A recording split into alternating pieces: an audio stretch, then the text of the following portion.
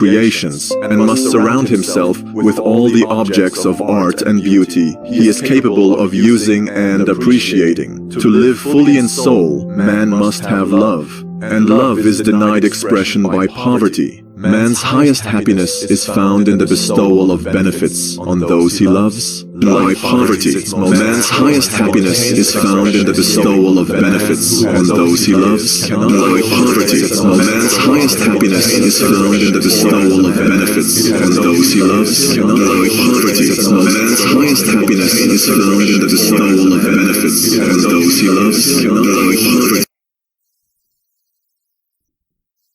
Man's highest happiness is found in the bestowal of benefits on those he loves.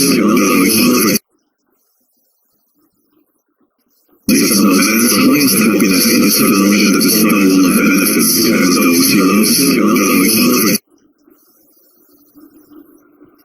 Man's highest happiness is found in the bestowal of benefits on those he loves. Man's highest happiness is found in the bestowal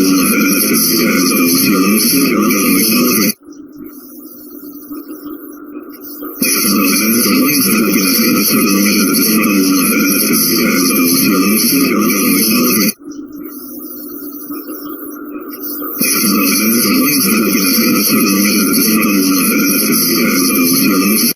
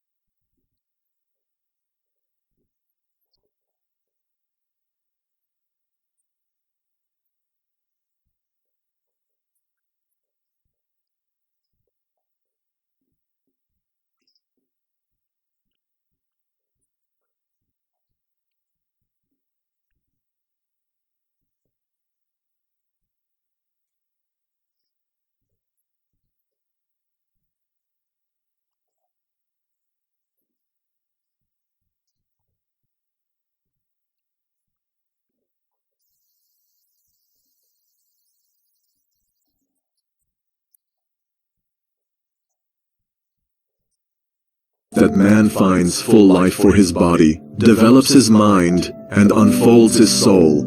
It is therefore of supreme importance to him that he should be rich. It is perfectly right that you should desire to be rich. If you are a normal man or woman, you cannot help doing so. It is perfectly right that you should give your best attention to the science of getting rich, for it is the noblest and most necessary of all studies. If you neglect this study, you are derelict in your duty to yourself, to God, and to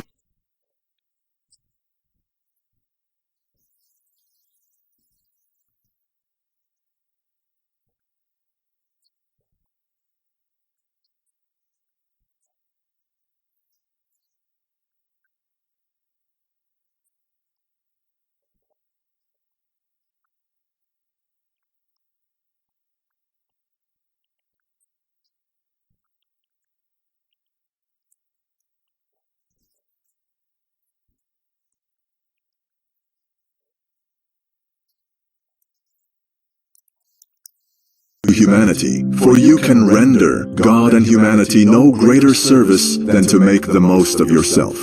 Chapter 2. There is a science of getting rich. There is a science of getting rich, and it is an exact science, like algebra or arithmetic.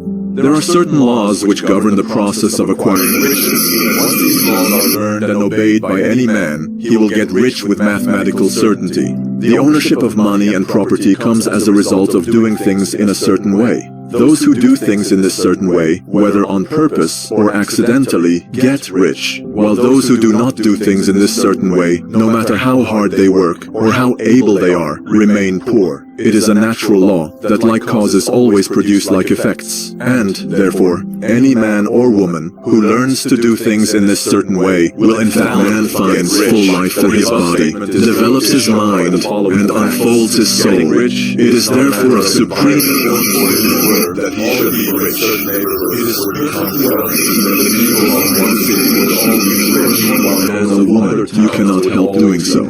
It is for the inhabitants of one state would roll in wealth, while those of an adjoining state would be in poverty. But everywhere we see rich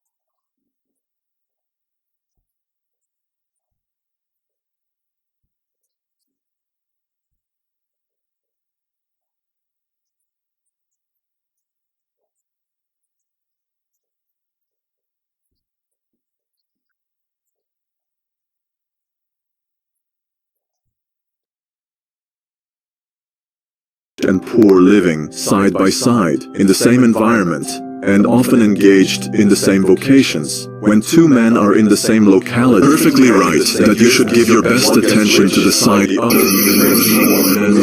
you cannot help doing so.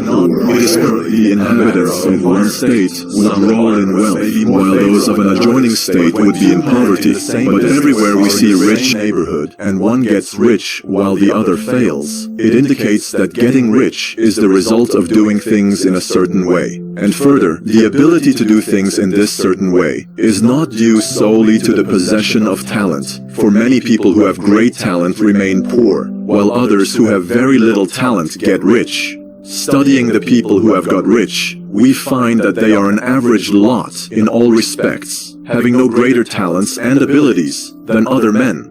It is evident that they do not get rich because they possess talents and abilities that other men have not, but because they happen to do things in a certain way. Getting rich is not the result of saving or thrift. Many very penurious people are poor, while free spenders often get rich. Nor is getting rich living side by side in the same environment and often engaged in the same vocations. When two men are in the same locality, perfectly right that you should give your best attention to the side of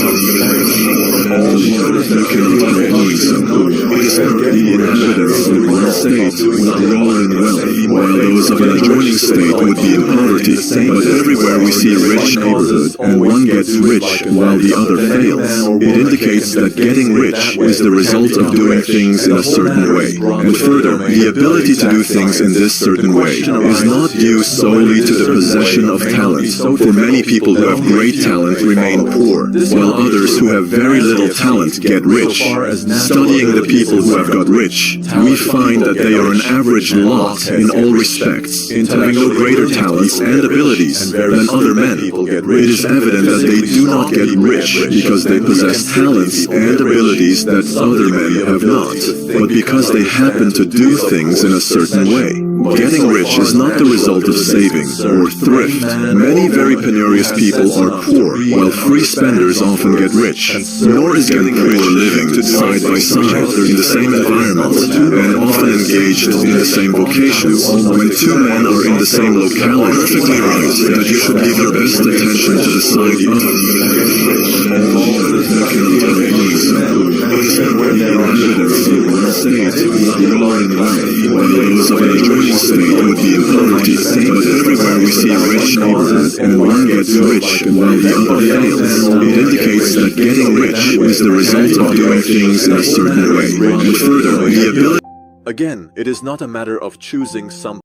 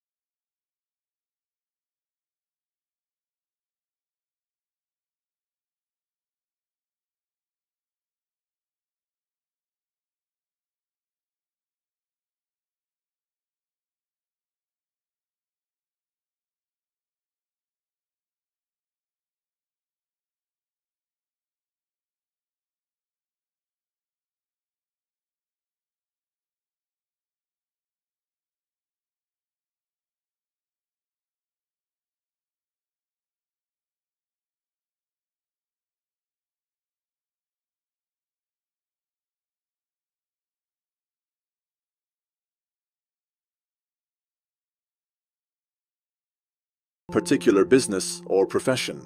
People get rich in every business and in every profession, while their next-door neighbors in the same vocation remain in poverty. It is true that you will do best in a business which you like and which is congenial to you. And if you have certain talents which are well developed, you will do best in a business which calls for the exercise of those talents.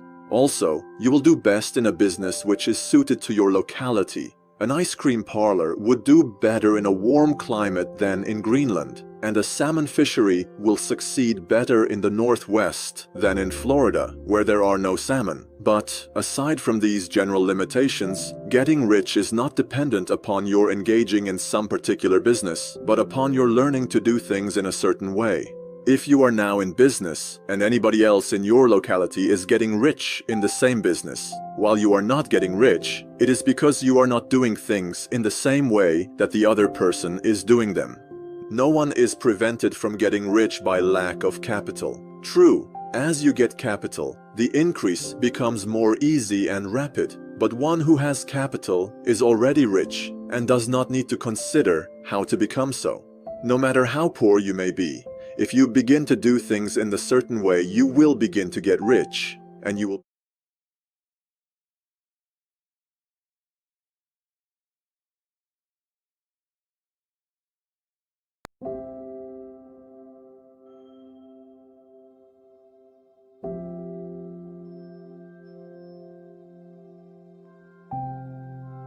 Welcome to Audio.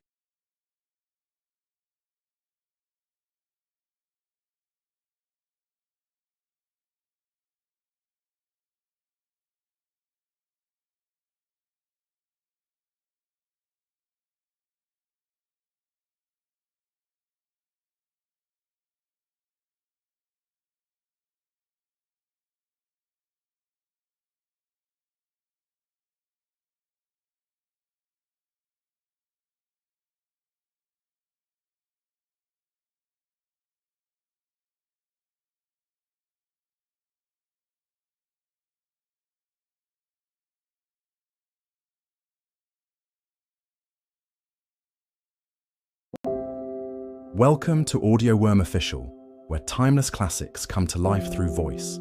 Today, we bring you a new book. Sit back, relax, and enjoy this literary masterpiece.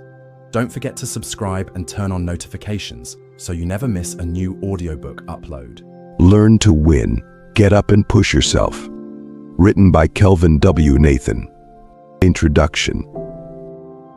Welcome to your first step toward not just achieving, but surpassing your goals. Learn to win, get up and push yourself is more than a motivational guide. It's a blueprint.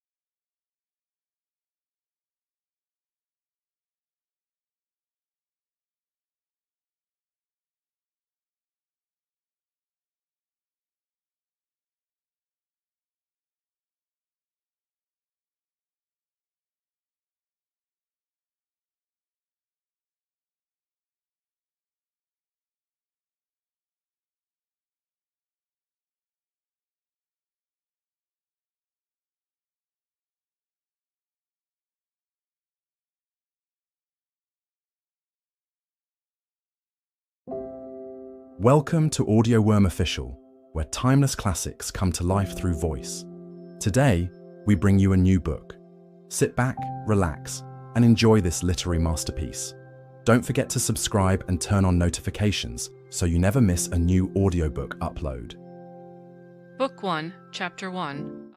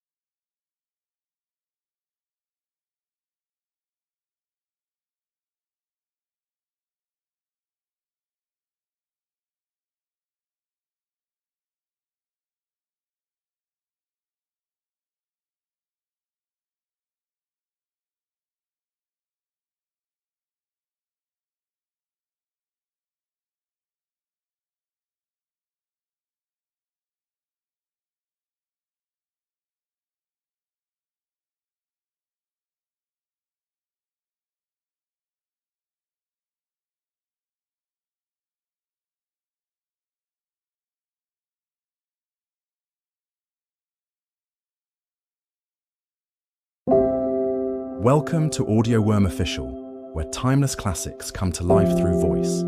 Today, we bring you a new book. Sit back, relax, and enjoy this literary masterpiece. Don't forget to subscribe and turn on notifications so you never miss a new audiobook upload. The Richest Man in Babylon 1926. George S. Clason. Babylon became the wealthiest city of the ancient world because its citizens were the richest people of their time. They appreciated the value of money. They practiced sound financial principles in acquiring money, keeping money, and making their money earn more money. They provided for themselves what we all desire, incomes for the future. An historical sketch of Babylon. In the pages of history there lives no city more glamorous than Babylon. Its very name conjures visions of wealth and splendor. Its treasures of gold and jewels were fabulous. One naturally pictures such a wealthy city as located in a suitable setting of tropical luxury, surrounded by rich natural resources of forests and mines. Such was not the case. It was located beside the Euphrates River, in a flat, arid valley. It had no forests, no mines, not even stone for building. It was not even located upon a natural trade route. The rainfall was insufficient to raise crops. Babylon is an outstanding example of man's ability to achieve great objectives, using whatever means are at his disposal. All of the resources supporting this large city were man-developed. All of its riches were man-made. Babylon possessed just two natural resources: a fertile soil and water in the river. With one of the greatest engineering accomplishments of this or any other day, Babylonian engineers diverted the waters from the river by means of dams and immense irrigation canals. Far out across that arid valley went these canals to pour the life-giving waters over the fertile soil. This ranks among the first engineering feats known to history. Such abundant crops as were the reward of this irrigation system the world had never seen before. Fortunately, during its long existence, Babylon was ruled by successive lines of kings to whom conquest and plunder were but incidental. While it engaged in many wars, most of these were local or defensive against ambitious conquerors from other countries who coveted the fabulous treasures of Babylon. The outstanding rulers of Babylon live in history because of their wisdom, enterprise, and justice. Babylon produced no strutting monarchs who sought to conquer the known world that all nations might pay homage to their egotism. As a city, Babylon exists no more. When those energizing human forces that built and maintained the city for thousands of years were withdrawn, it soon became a deserted ruin. The site of the city is in Asia, about 600 miles east of the Suez Canal, just north of the Persian Gulf. The latitude is about 30 degrees above the equator, practically the same as that of Yuma, Arizona. It possessed a climate similar to that of this American city, hot and dry. Today, this valley of the Euphrates, once a populous irrigated farming district, is again a windswept arid waste. Scant grass and desert shrubs strive for existence against the windblown sands. Gone are the fertile fields, the mammoth cities and the long caravans of rich merchandise. Nomadic bands of Arabs, securing a scant living by tending small herds, are the only inhabitants. Such it has been since about the beginning of the Christian era. Dotting this valley are earthen hills. For centuries, they were considered by travelers to be nothing else. The attention of archaeologists were finally attracted to them because of broken pieces of pottery and brick washed down by the occasional rainstorms. Expeditions, financed by European and American museums, were sent here to excavate and see what could be found. Picks and shovels soon proved these hills to be ancient cities. City graves, they might well be called. Babylon was one of these. Over it for something like 20 centuries, the winds had scattered the desert dust. Built originally of brick, all exposed walls had disintegrated and gone back to earth once more. Such is Babylon, the wealthy city, today. A heap of dirt, so long abandoned that no living person even knew its name until it was discovered by carefully removing the refuse of centuries from the streets and the fallen wreckage of its noble temples and palaces. Many scientists consider the civilization of Babylon and other cities in this valley to be the oldest of which there is a definite record. Positive dates have been proved reaching back 8,000 years. An interesting fact in this connection is the means used to determine these dates. Uncovered in the ruins of Babylon were descriptions of an eclipse of the sun. Modern astronomers readily computed the time when such an eclipse, visible in Babylon, occurred and thus established a known relationship between their calendar and our own. In this way, we have proved that 8,000 years ago, the Sumerites, who inhabited Babylonia, were living in walled cities. One can only conjecture for how many centuries previous such cities had existed. Their inhabitants were not mere barbarians living within protecting walls.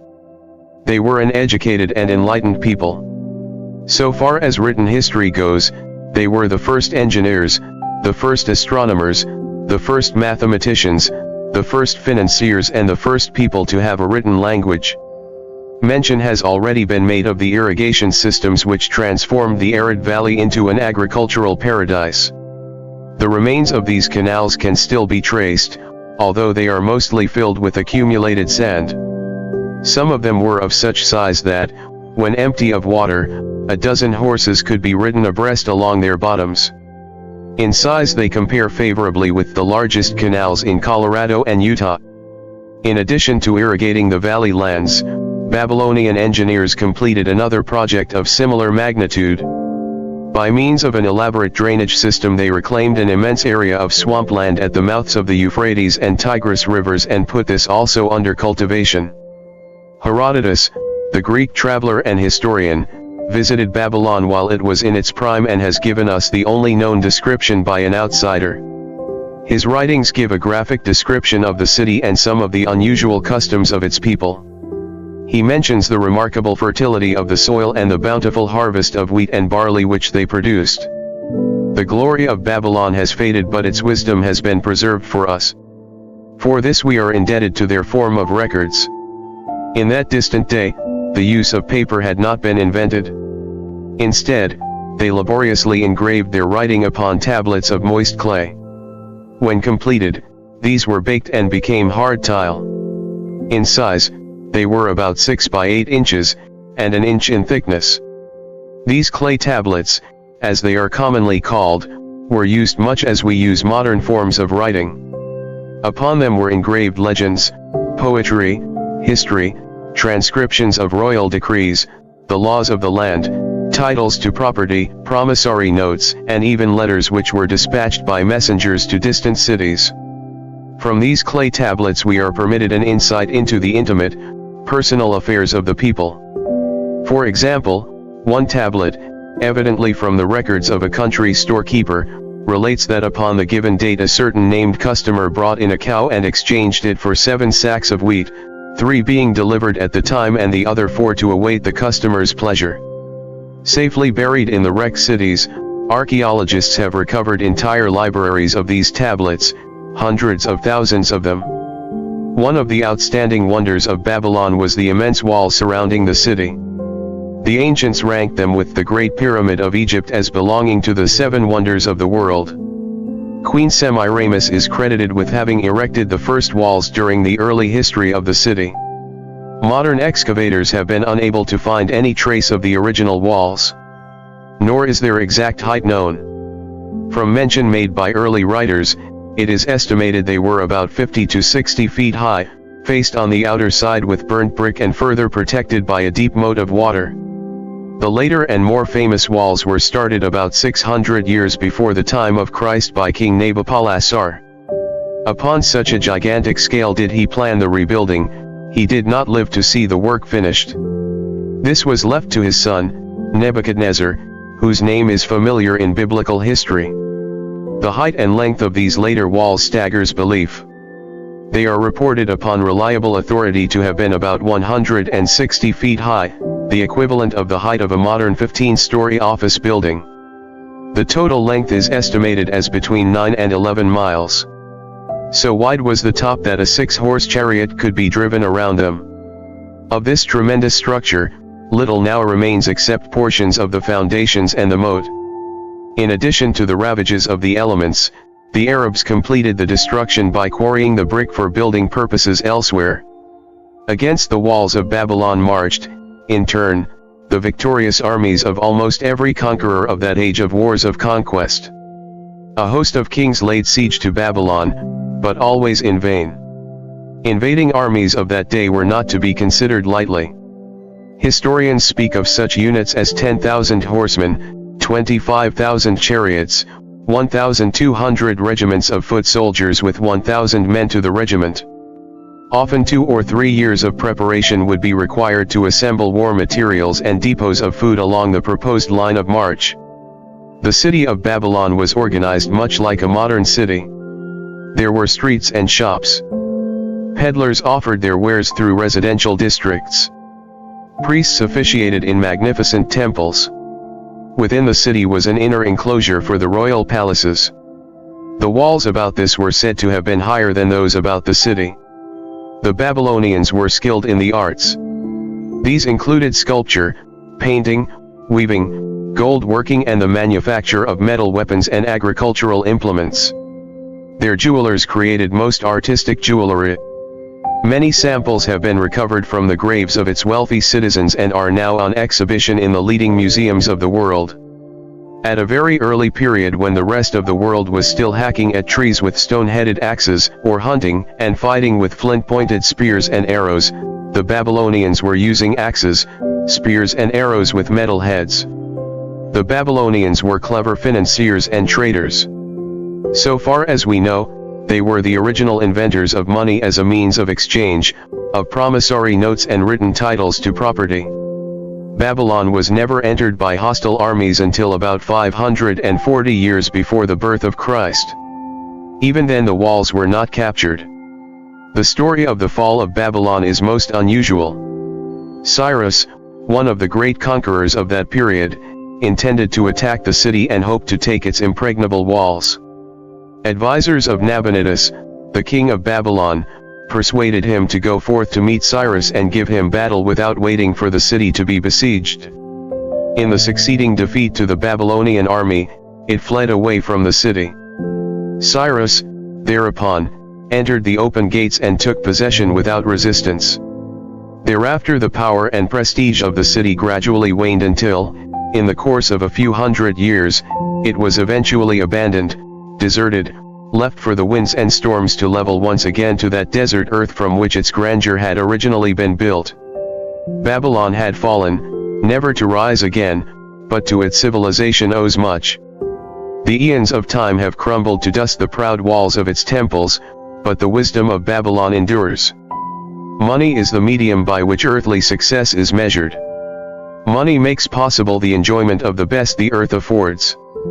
Money is plentiful for those who understand the simple laws which govern its acquisition.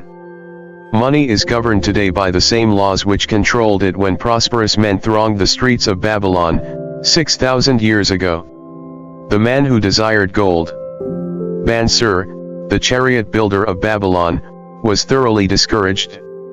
From his seat upon the low wall surrounding his property, he gazed sadly at his simple home and the open workshop in which stood a partially completed chariot. His wife frequently appeared at the open door. Her furtive glances in his direction reminded him that the meal bag was almost empty and he should be at work finishing the chariot, hammering and hewing, polishing and painting, stretching taut the leather over the wheel rims, preparing it for delivery so he could collect from his wealthy customer. Nevertheless, his fat, muscular body sat stolidly upon the wall. His slow mind was struggling patiently with a problem for which he could find no answer. The hot, tropical sun, so typical of this valley of the Euphrates, beat down upon him mercilessly. Beads of perspiration formed upon his brow and trickled down unnoticed to lose themselves in hairy jungle on his chest. Beyond his home towered the high terraced wall surrounding the king's palace. Nearby, cleaving the blue heavens, was the painted tower of the Temple of Bel. In the shadow of such grandeur was his simple home and many others far less neat and well cared for. Babylon was like this, a mixture of grandeur and squalor, of dazzling wealth and direst poverty, crowded together without plan or system within the protecting walls of the city. Behind him, had he cared to turn and look, the noisy chariots of the rich jostled and crowded aside the sandaled tradesmen as well as the barefooted beggars. Even the rich were forced to turn into the gutters to clear the way for the long lines of slave water carriers, on the king's business, each bearing a heavy goatskin of water to be poured upon the hanging gardens. Bansur was too engrossed in his own problem to hear or heed the confused hubbub of the busy city. It was the unexpected twanging of the strings from a familiar lyre that aroused him from his reverie. He turned and looked into the sensitive, smiling face of his best friend Kabai, the musician. "May the gods bless thee with great liberality, my good friend," began Kabai with an elaborate salute. "Yet, it does appear they have already been so generous thou needest not to labor. I rejoice with thee in thy good fortune. More, I would even share it with thee. Pray, from thy purse which must be bulging else thou wouldst be busy in your shop, extract but 2 humble shekels and lend them to me until after the nobleman's feast this night. Thou wilt not miss them ere they are returned." "If I did have 2 shekels, Bansur responded gloomily, "to no one could I lend them, not even to you, my best of friends, for they would be my fortune, my entire fortune." "No one lends his entire fortune, not even to his best friend." "What?" exclaimed Kabai with genuine surprise, "thou hast not 1 shekel in thy purse, yet sit like a statue upon a wall. Why not complete that chariot? How else canst thou provide for thy noble appetite?" 'Tis not like thee, my friend. Where is thy endless energy? Doth something distress thee? Have the gods brought to thee troubles? A torment from the gods it must be, Bansir agreed. It began with a dream, a senseless dream, in which I thought I was a man of means. From my belt hung a handsome purse, heavy with coins. There were shekels which I cast with careless freedom to the beggars, there were pieces of silver with which I did buy finery for my wife and whatever I did desire for myself, there were pieces of gold which made me feel assured of the future and unafraid to spend the silver. A glorious feeling of contentment was within me. You would not have known me for thy hard-working friend. Nor wouldst have known my wife, so free from wrinkles was her face and shining with happiness. She was again the smiling maiden of our early married days. A pleasant dream, indeed, commented Kabai, but why should such pleasant feelings as it aroused turn thee into a glum statue upon the wall? Why, indeed? Because when I awoke and remembered how empty was my purse, a feeling of rebellion swept over me. Let us talk it over together, for, as the sailors do say, we ride in the same boat, we two. As youngsters, we went together to the priests to learn wisdom. As young men, we shared each other's pleasures. As grown men, we have always been close friends. We have been contented subjects of our kind. We have been satisfied to work long hours and spend our earnings freely. We have earned much coin in the years that have passed, yet to know the joys that come from wealth, we must dream about them. Bah! Are we more than dumb sheep? We live in the richest city in all the world. The travelers do say none equals it in wealth.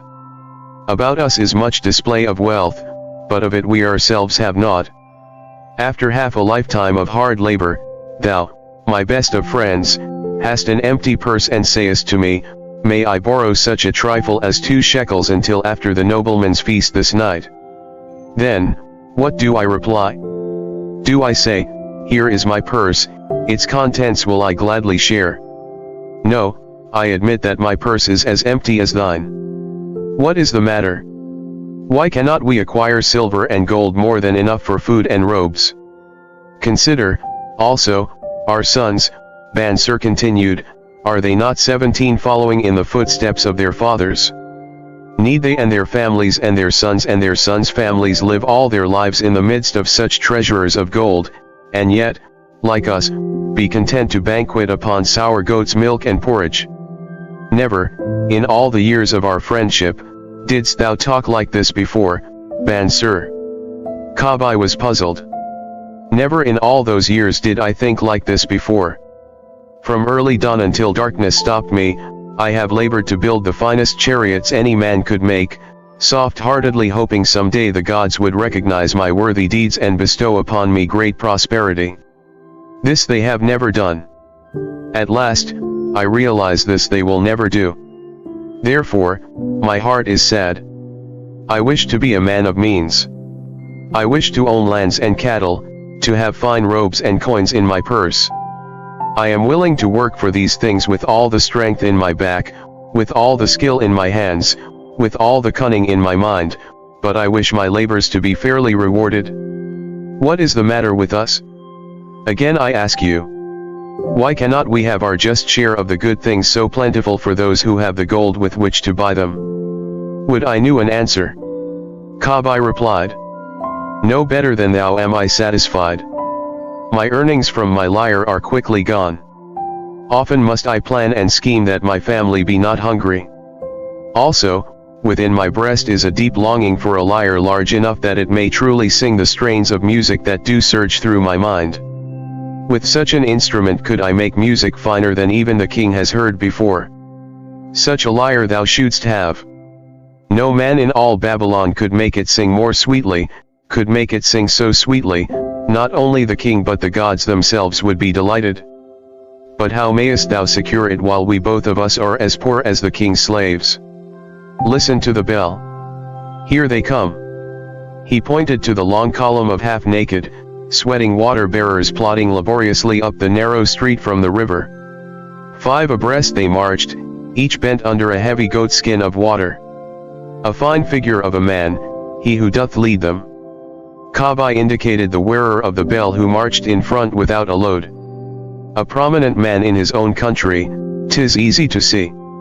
There are many good figures in the line, Bansir agreed, as good men as we. Tall, blonde men from the north, laughing black men from the south, little brown men from the nearer countries. All marching together from the river to the gardens, back and forth, day after day, year after year. Naught of happiness to look forward to. Beds of straw upon which to sleep, hard grain porridge to eat. Pity the poor brutes, Kabai. Pity them I do. Yet, thou dost make me see how little better off are we, free men though we call ourselves. That is truth, Kabai, unpleasant thought though it be. We do not wish to go on year after year living slavish lives. Working, working, working. Getting nowhere. Might we not find out how others acquire gold and do as they do? Kabai inquired. Perhaps there is some secret we might learn if we but sought from those who knew, replied Bansir thoughtfully.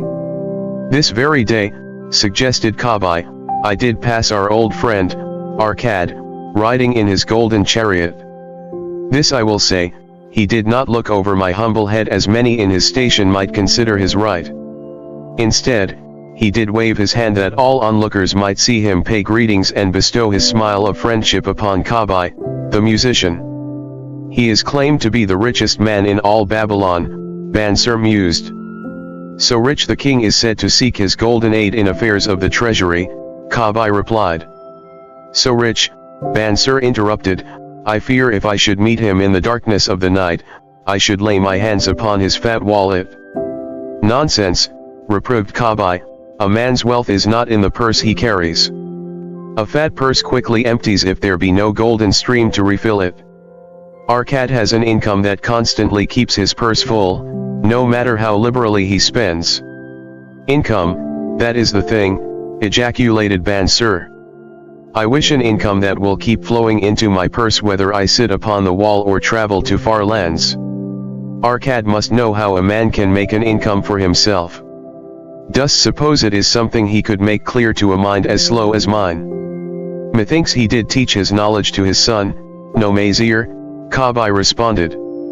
Did he not go to Nineveh and, so it is told at the inn, become, without aid from his father, one of the richest men in that city?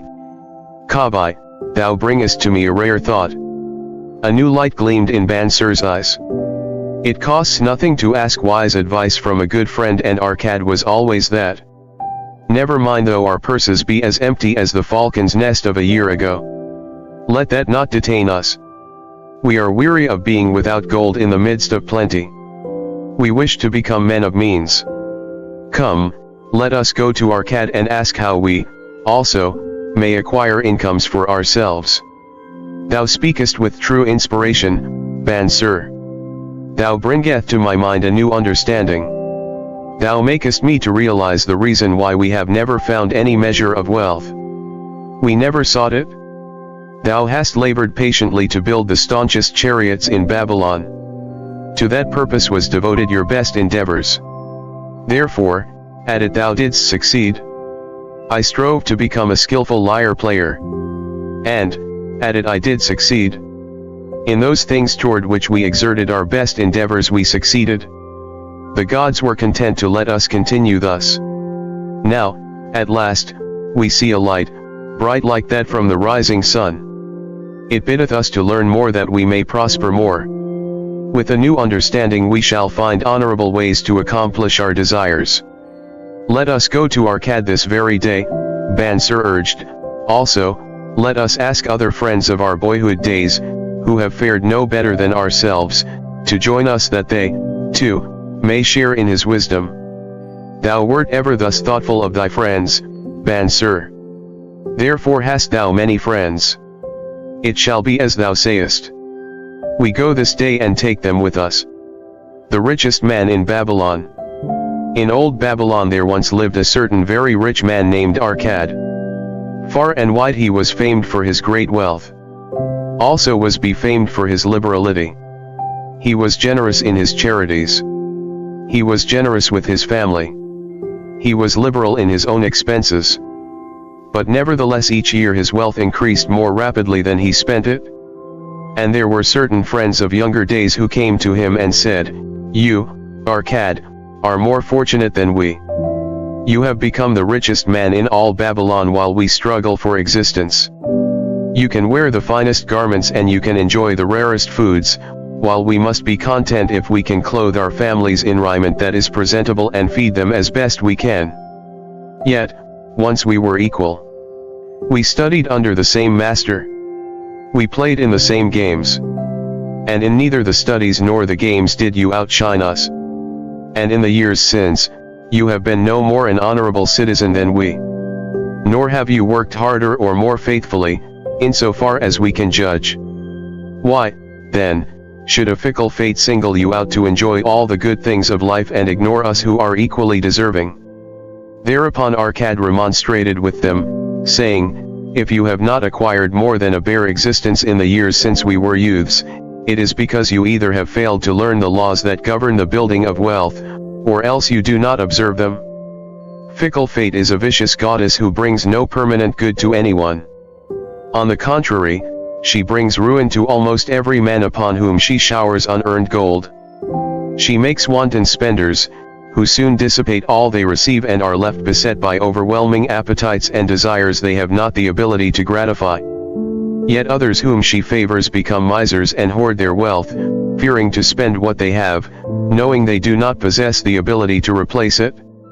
They further are beset by fear of robbers and doom themselves to lives of emptiness and secret misery. Others there probably are, who can take unearned gold and add to it and continue to be happy and contented citizens. But so few are they, I know of them but by hearsay. Think you of the men who have inherited sudden wealth, and see if these things are not so." His friends admitted that of the men they knew who had inherited wealth these words were true, and they besought him to explain to them how he had become possessed of so much prosperity. So he continued, "In my youth I looked about me and saw all the good things there were to bring happiness and contentment. And I realized that wealth increased the potency of all these. Wealth is a power. With wealth many things are possible. One may ornament the home with the richest of furnishings. One may sail the distant seas. One may feast on the delicacies of far lands. One may buy the ornaments of the gold worker and the stone polisher. One may even build mighty temples for the gods. One may do all these things and many others in which there is delight for the senses and gratification for the soul. And, when I realized all this, I decided to myself that I would claim my share of the good things of life. I would not be one of those who stand afar off, enviously watching others enjoy. I would not be content to clothe myself in the cheapest raiment that looked respectable. I would not be satisfied with the lot of a poor man. On the contrary, I would make myself a guest at this banquet of good things. Being, as you know, the son of a humble merchant, one of a large family with no hope of an inheritance, and not being endowed, as you have so frankly said, with superior powers or wisdom, I decided that if I was to achieve what I desired, time and study would be required. As for time, all men have it in abundance. You, each of you, have let slip by sufficient time to have made yourselves wealthy. Yet, you admit, you have nothing to show except your good families, of which you can be justly proud. As for study, did not our wise teacher teach us that learning was of two kinds, the one kind being the things we learned and knew, and the other being the training that taught us how to find out what we did not know? Therefore did I decide to find out how one might accumulate wealth, and when I had found out, to make this my task and do it well. For, is it not wise that we should enjoy while we dwell in the brightness of the sunshine, for sorrows enough shall descend upon us when we depart for the darkness of the world of spirit? I found employment as a scribe in the hall of records, and long hours each day I labored upon the clay tablets. Week after week, and month after month, I labored, yet for my 24 earnings I had naught to show.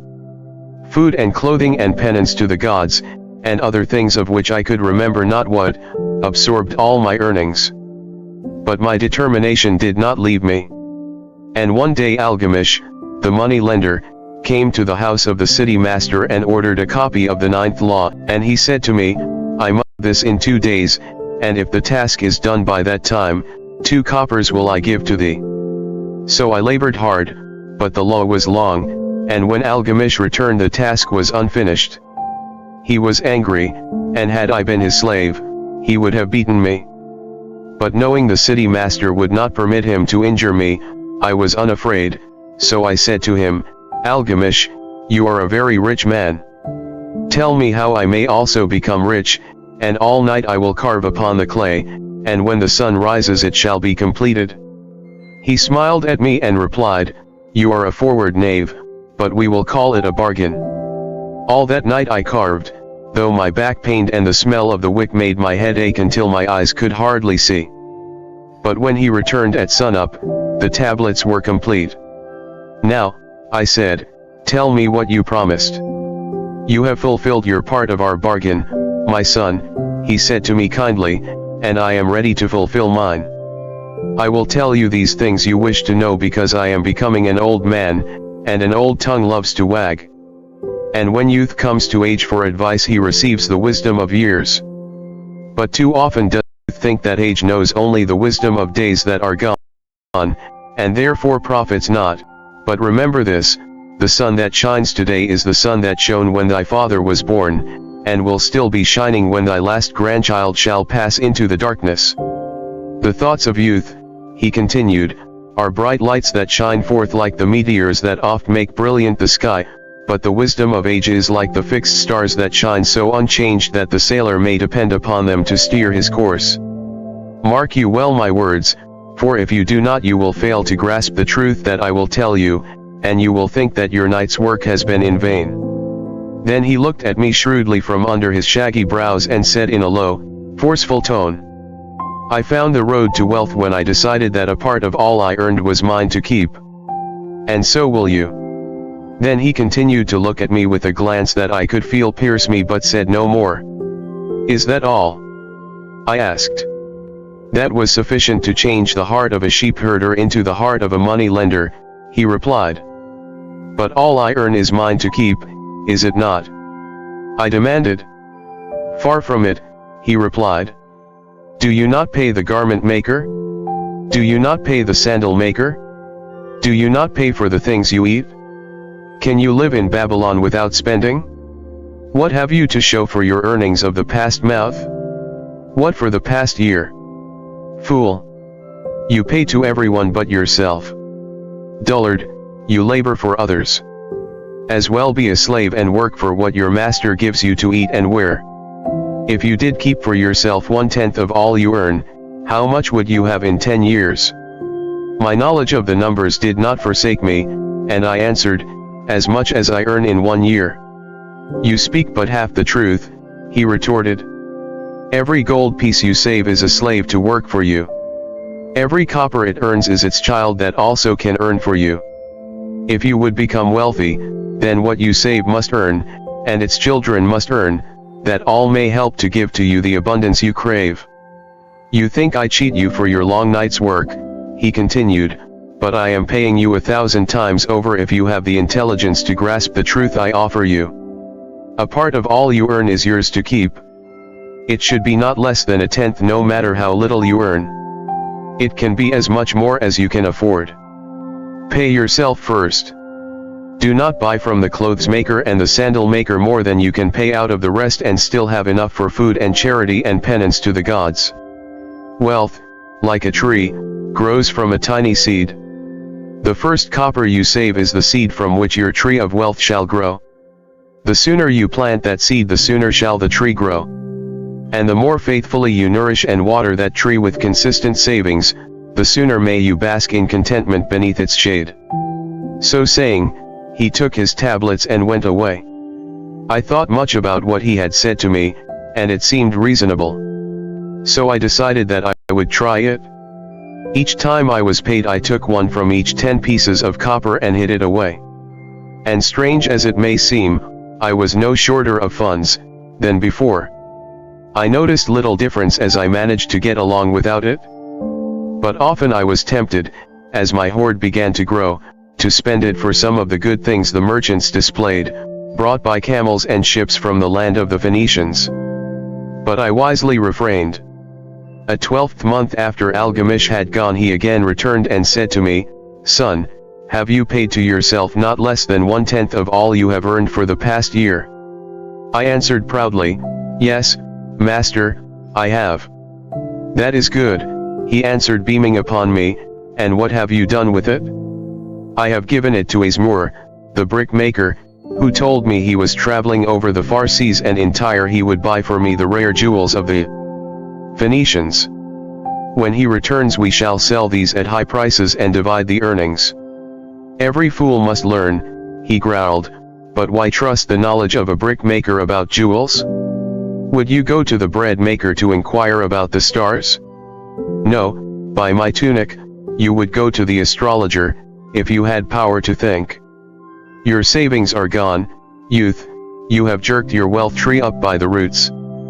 But plant another. Try again. And next time, if you would have advice about jewels, go to the jewel merchant. If you would know the truth about sheep, go to the herdsman. Advice is one thing that is freely given away, but watch that you take only what is worth having. He who takes advice about his savings from one who is inexperienced in such matters, shall pay with his savings for proving the falsity of their opinions." Saying this, he went away. And it was as he said. For the Phoenicians are scoundrels and sold to Azmur worthless bits of glass that looked like gems. But as Algamish had bid me, I again saved each 10th copper, for I now had formed the habit and it was no longer difficult. Again, 12 months later, Algamish came to the room of the scribes and addressed me. "What progress have you made since last I saw you?" "I have paid myself faithfully," I replied, "and my savings I have entrusted to Agar the shield maker, to buy bronze, and each 4th month he does pay me the rental." "That is good. And what do you do with the rental?" "I do have a great feast with honey and fine wine and spiced cake. Also I have bought me a scarlet tunic. And some day I shall buy me a young ass upon which to ride." To which Algamish laughed, "You do eat the children of your savings. Then how do you expect them to work for you? And how can they have children that will also work for you? First get thee an army of golden slaves, and then many a rich banquet may you enjoy without regret." So saying, he again went away. Nor did I again see him for 2 years, when he once more returned, and his face was full of deep lines and his eyes drooped, for he was becoming a very old man. And he said to me, "Arcad, hast thou yet achieved the wealth thou dreamed of?"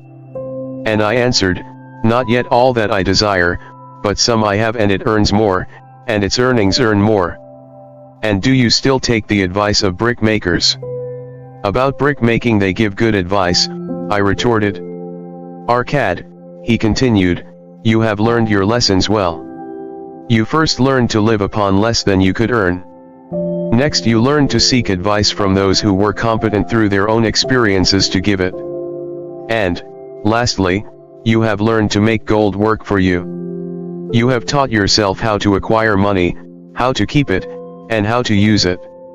Therefore, you are competent for a responsible position. I am becoming an old man. My sons think only of spending and give no thought to earning. My interests are great and I fear too much for me to look after. If you will go to Nippur and look after my lands there, I shall make you my partner and you shall share in my estate." So I went to Nippur and took charge of his holdings, which were large.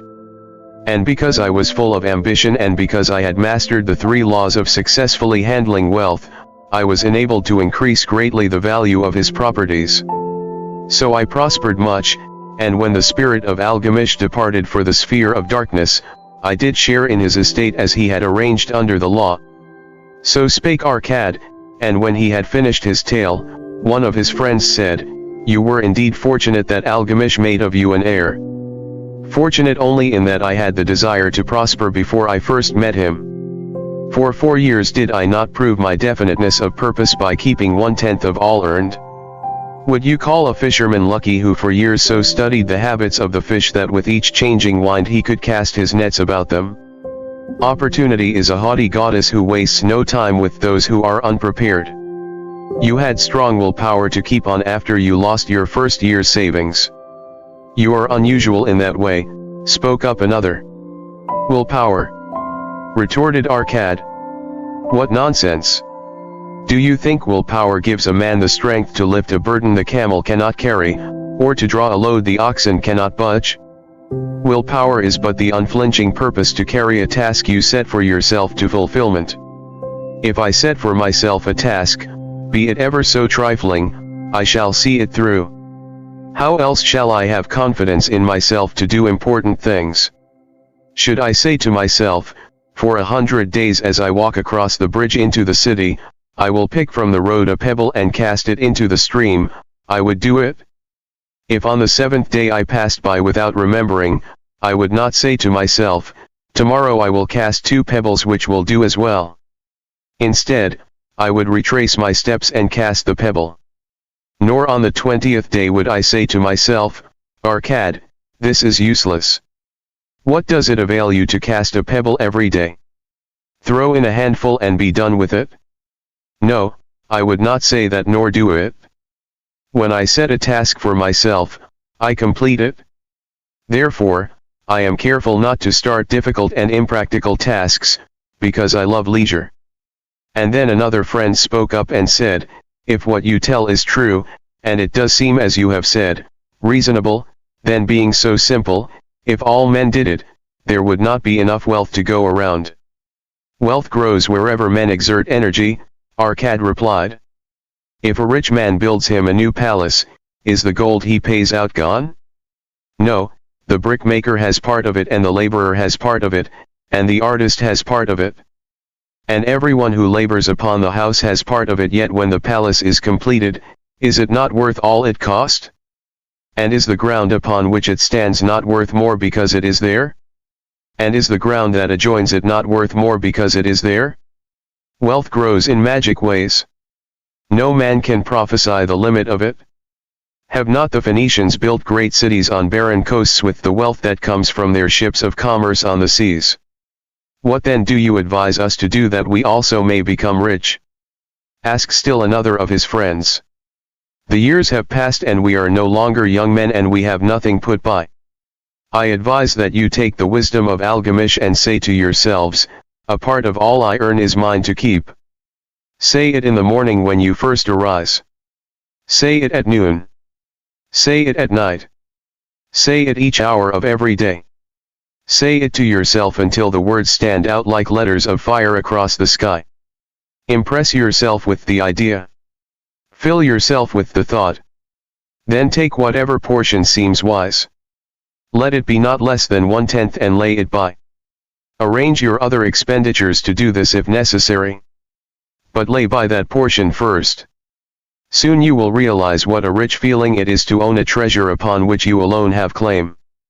As it grows it will stimulate you. A new joy of life will thrill you. Greater efforts will come to you to earn more. For of your increased earnings, will not the same percentage be also yours to keep? Then learn to make your treasure work for you. Make it your slave. Make its children and its children's children work for you. Ensure an income for thy future.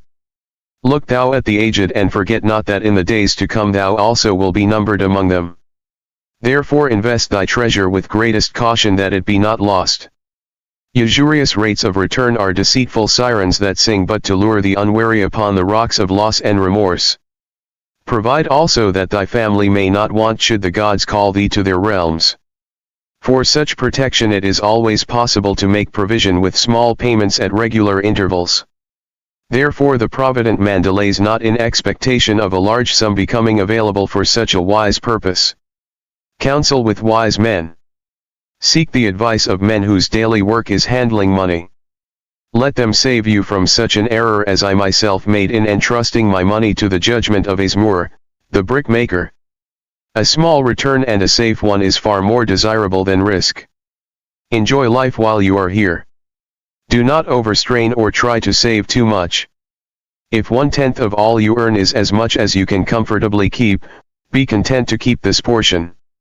Live otherwise according to your income, and let not yourself get niggardly and afraid to spend. Life is good and life is rich with things worthwhile and things to enjoy. His friends thanked him and went away. Some were silent because they had no imagination and could not understand. Some were sarcastic because they thought that one so rich should divide with old friends not so fortunate. But some had in their eyes a new light. They realized that Algamish had come back each time to the room of the scribes because he was watching a man work his way out of darkness into light. When that man had found the light, a place awaited him. No one could fill that place until he had for himself worked out his own understanding, until he was ready for opportunity. These latter were the ones, who, in the following years, frequently revisited Arcad, who received them gladly. He counseled with them and gave them freely of his wisdom, as men of broad experience are always glad to do. And he assisted them in so investing their savings that it would bring in a good interest with safety and would neither be lost nor entangled in investments that paid no dividends. The turning point in these men's lives came upon that day when they realized the truth that had come from Algamish to Arcad and from Arcad to them. A part of all you earn is yours to keep. 7 cures for a lean purse. The glory of Babylon endures.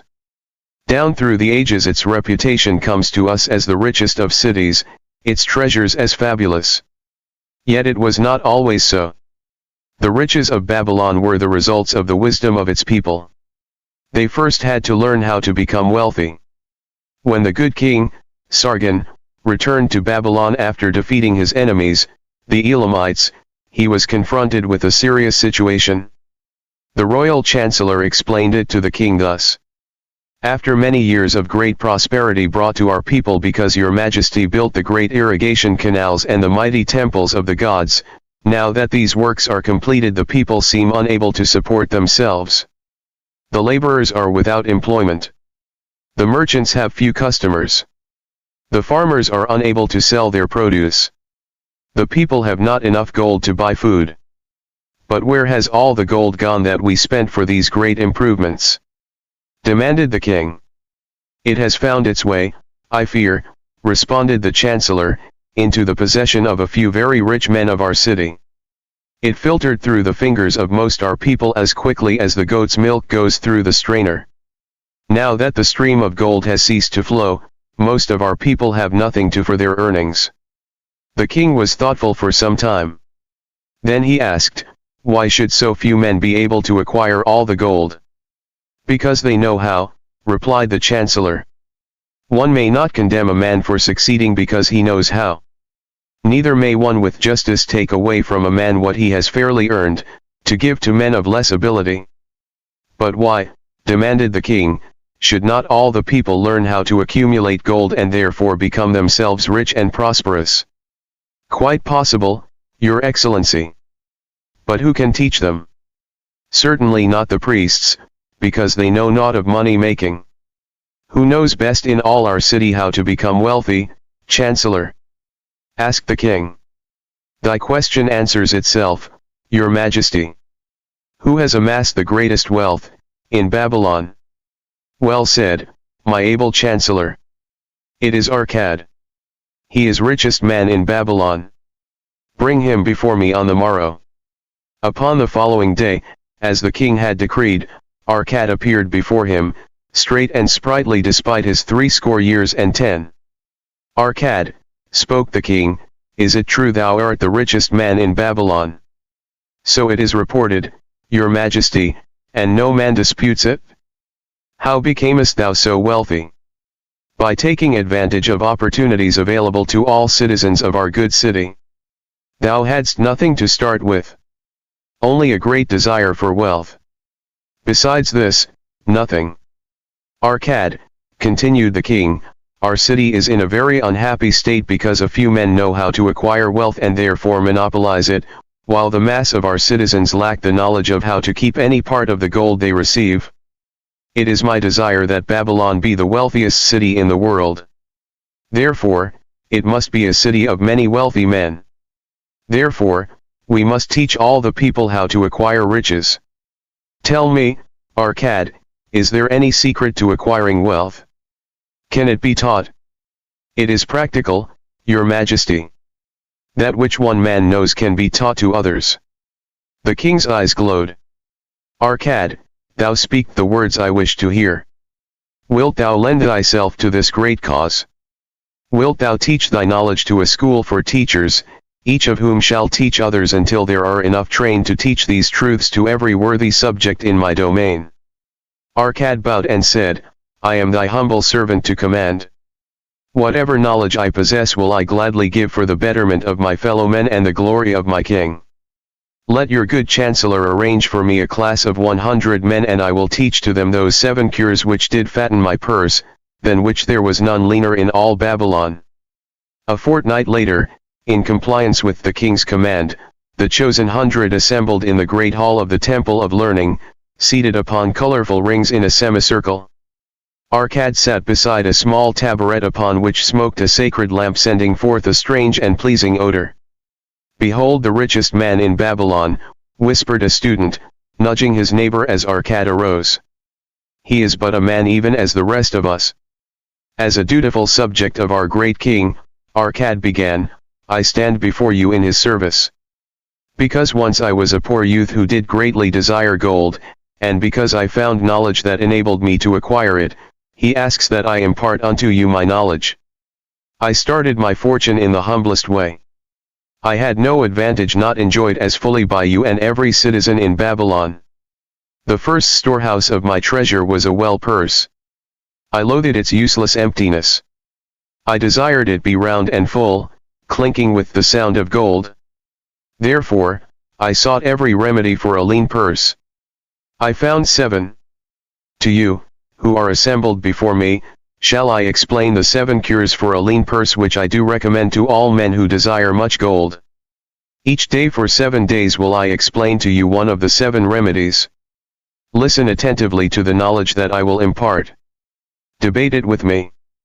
Discuss it among yourselves. Learn these lessons thoroughly, that ye may also plant in your own purse the seed of wealth. First must each of you start wisely to build a fortune of his own.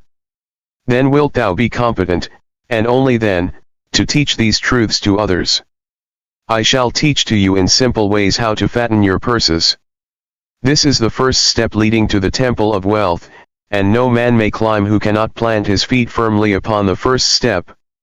We shall now consider the first cure. The first cure. Start thy purse to fattening. Arcad addressed a thoughtful man in the second row. My good friend, at what craft workest thou? I, replied the man, am a scribe and carve records upon the clay tablets. Even at such labor did I myself earn my first coppers. Therefore, thou hast the same opportunity to build a fortune. He spoke to a florid-faced man, farther back. Pray tell also what dost thou to earn thy bread? I, responded this man, am a meat butcher. I do buy the goats the farmers raise and kill them and sell the meat to the housewives and the hides to the sandal makers. Because thou dost also labor and earn, thou hast every advantage to succeed that I did possess. In this way did Arcad proceed to find out how each man labored to earn his living. When he had done questioning them, he said, Now, my students, ye can see that there are many trades and labors at which men may earn coins. Each of the ways of earning is a stream of gold from which the worker doth divert by his labors a portion to his own purse. Therefore into the purse of each of you flows a stream of coins large or small according to his ability. Is it not so? Thereupon they agreed that it was so. Then, continued Arcad, if each of you desire to build for himself a fortune, is it not wise to start by utilizing that source of wealth which he already has established? To this they agreed. Then Arcad turned to a humble man who had declared himself an egg merchant. If thou select one of thy baskets and put into it each morning 10 eggs and take out from it each evening 9 eggs, what will eventually happen? It will become in time overflowing. Why? Because each day I put in 1 more egg than I take out. Arcad turned to the class with a smile. Does any man here have a lean purse? First they looked amused. Then they laughed. Lastly they waved their purses in jest. All right, he continued, Now I shall tell thee the first remedy I learned to cure a lean purse. Do exactly as I have suggested to the egg merchant. For every 10 coins thou placest within thy purse, take out for use but 9. Thy purse will start to fatten at once, and its increasing weight will feel good in thy hand and bring satisfaction to thy soul. Deride not what I say because of its simplicity. Truth is always simple. I told thee I would tell how built my fortune. This was my beginning. I, too, carried a lean purse and cursed it because there was naught within to satisfy my desires. But when I began to take out from my purse but 9 parts of 10 I put in, it began to fatten. So will thine. Now I will tell a strange truth, the reason for which I know not. When I ceased to pay out more than 9/10 of my earnings, I managed to get along just as well. I was not shorter than before. Also, ere long, did coins come to me more easily than before. Surely it is a law of the gods that unto him who keepeth and spendeth not a certain part of all his earnings, shall gold come more easily. Likewise, him whose purse is empty does gold avoid. Which desirest thou the most? Is it the gratification of thy desires of each day, a jewel, a bit of finery, better raiment, more food, things quickly gone and forgotten?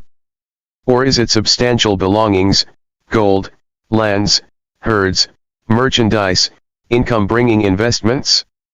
The coins thou takest from thy purse bring the first. The coins thou leavest within it will bring the latter.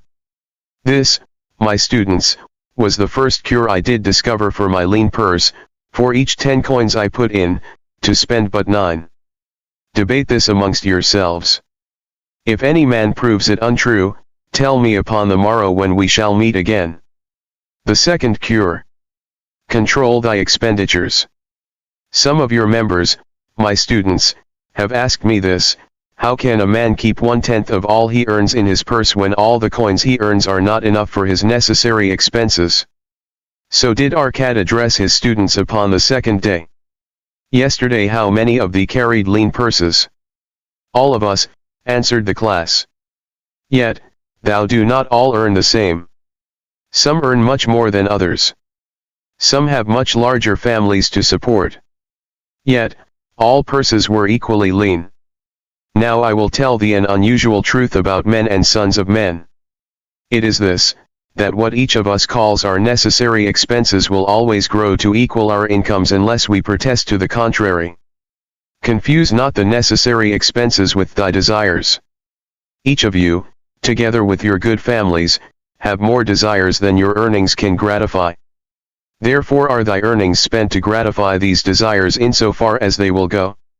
Still thou retainest many ungratified desires. All men are burdened with more desires than they can gratify. Because of my wealth thinkest thou I may gratify every desire? 'Tis a false idea.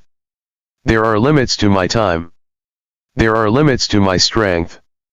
There are limits to the distance I may travel. There are limits to what I may eat. There are limits to the zest with which I may enjoy. I say to you that just as weeds grow in a field wherever the farmer leaves space for their roots, even so freely do desires grow in men whenever there is a possibility of their being gratified. Thy desires are a multitude, and those that thou mayest gratify are but few. Study thoughtfully thy accustomed habits of living. Herein may be most often found certain accepted expenses that may wisely be reduced or eliminated. Let thy motto be 100% of appreciated value demanded for each coin spent. Therefore, engrave upon the clay each thing for which thou desire to spend. Select those that are necessary and others that are possible through the expenditure of 9/10 of thy income.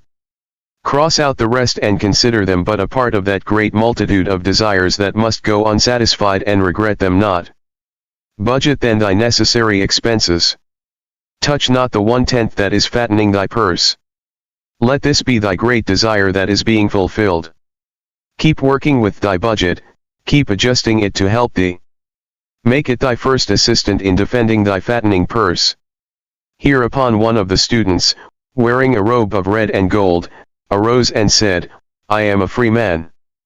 I believe that it is my right to enjoy the good things of life.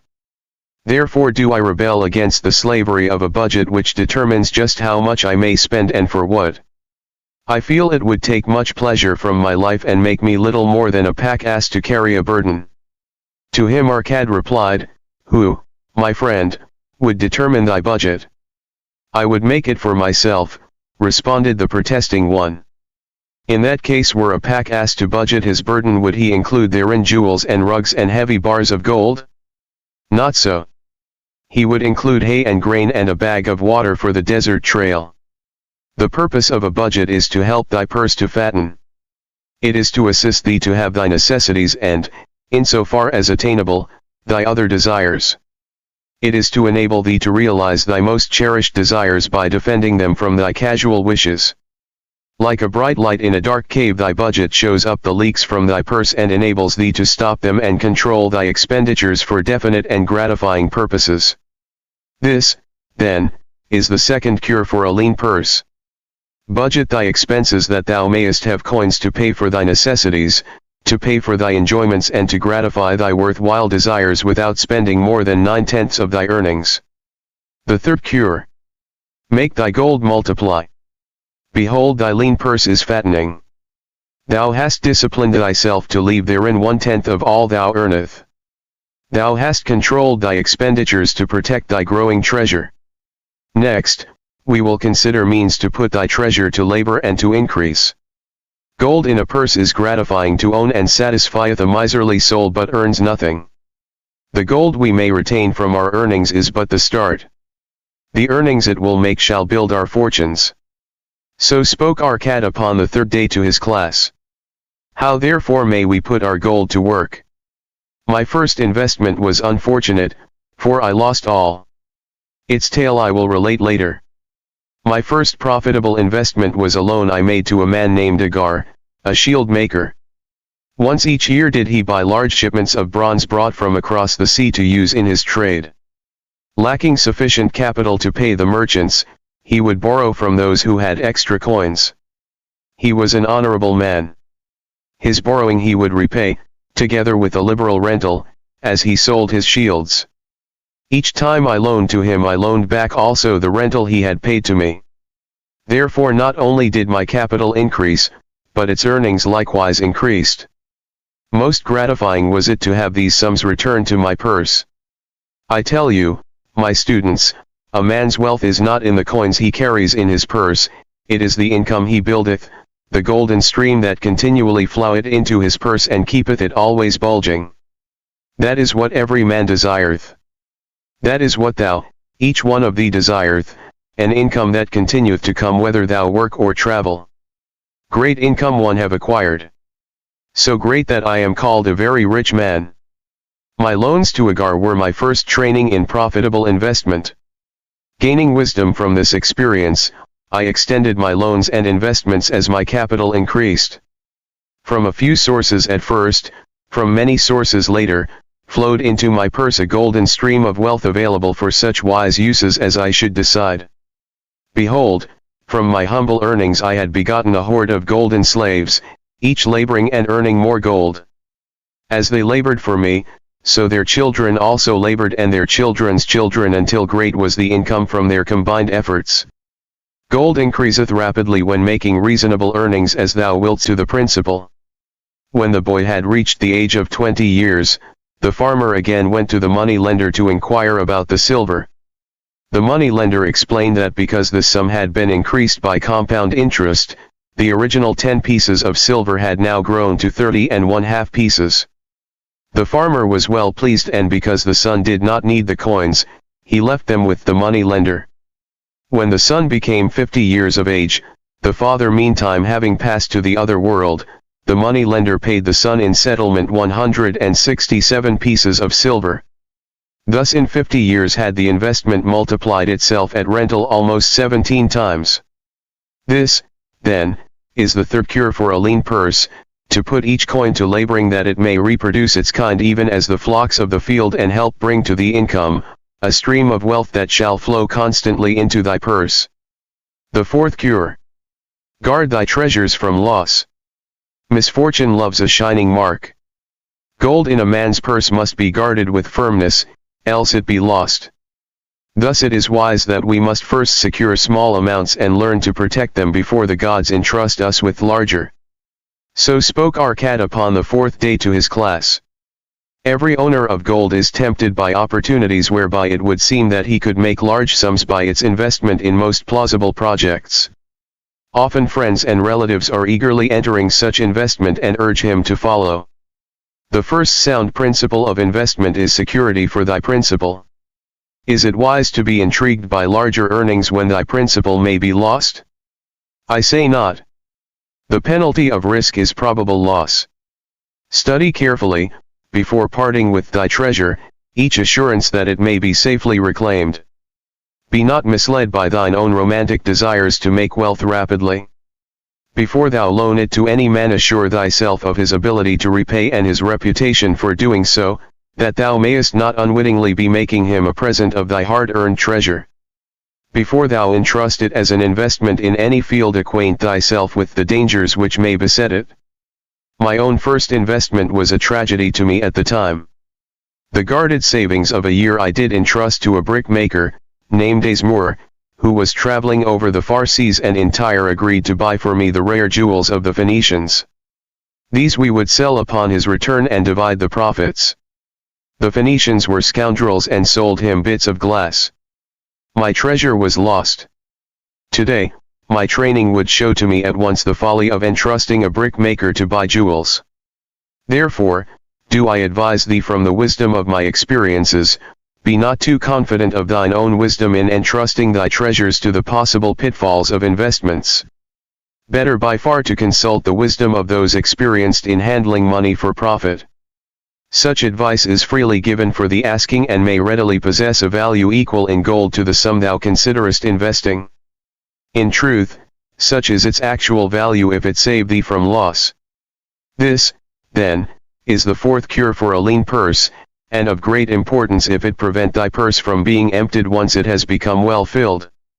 Guard thy treasure from loss by investing only where thy principal is safe, where it may be reclaimed if desirable, and where thou wilt not fail to collect a fair rental. Consult with wise men. Secure the advice of those experienced in the profitable handling of gold. Let their wisdom protect thy treasure from unsafe investments. The fifth cure. Make of thy dwelling a profitable investment.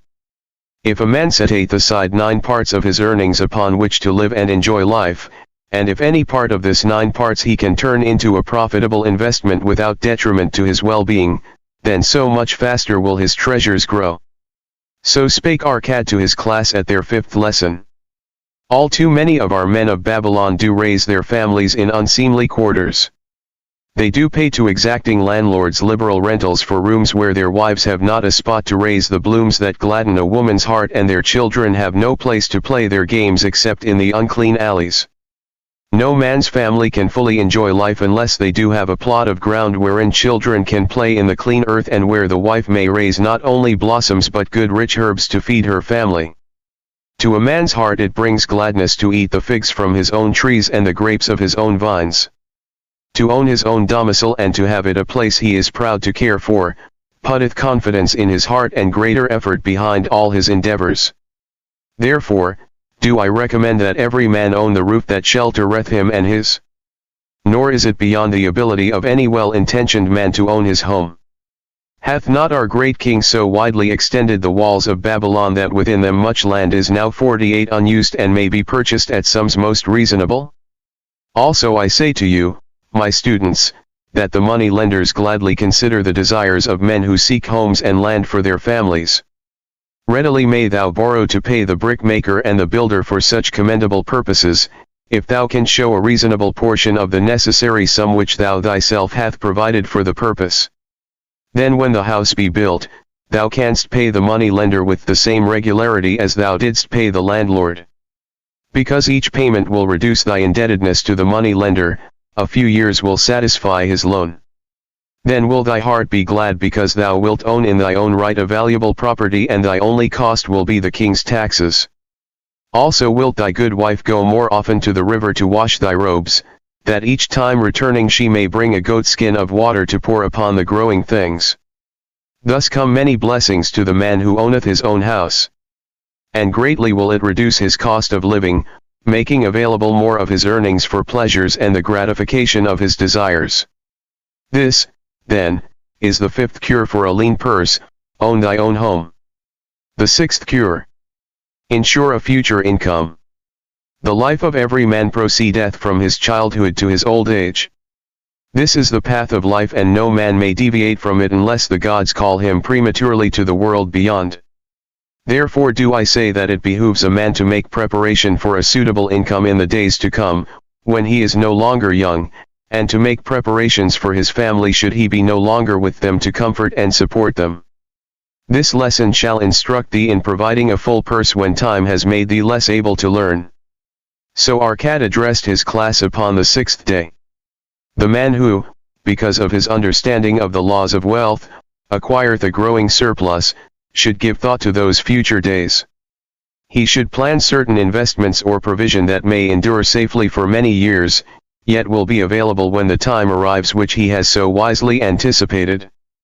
There are diverse ways by which a man may provide with safety for his future. He may provide a hiding place and there bury a secret treasure. Yet, no matter with what skill it be hidden, it may nevertheless become the loot of thieves.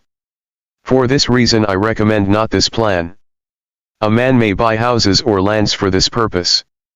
If wisely chosen as to their usefulness and value in the future, they are permanent in their value, and their earnings or their sale will provide well for his purpose. A man may loan a small sum to the money lender and increase it at regular periods. The rental which the money lender adds to this will largely add to its increase. I do know a sandal maker, named Anzan, who explained to me not long ago that each week for 8 years he had deposited with his money lender 2 pieces of silver.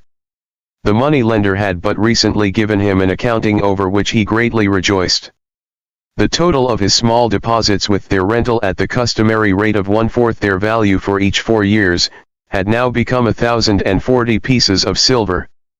I did gladly encourage him further by demonstrating to him with my knowledge of the numbers that in 12 years more, if he would keep his regular deposits of but 2 pieces of silver each week, the money lender would then owe him 4,000 pieces of silver, a worthy competence for the rest of his life. Surely, when such a small payment made with regularity doth produce such profitable results, no man can afford not to ensure a treasure for his old age and the protection of his family, no matter how prosperous his business and his investments may be. I would that I might say more about this. In my mind rests a belief that some day wise-thinking men will devise a plan to ensure against death, whereby many men pay in but a trifling sum regularly, the aggregate making a handsome sum for the family of each member who passeth to the beyond. This do I see as something desirable and which I could highly recommend. But today it is not possible, because it must reach beyond the life of any man or any partnership to operate.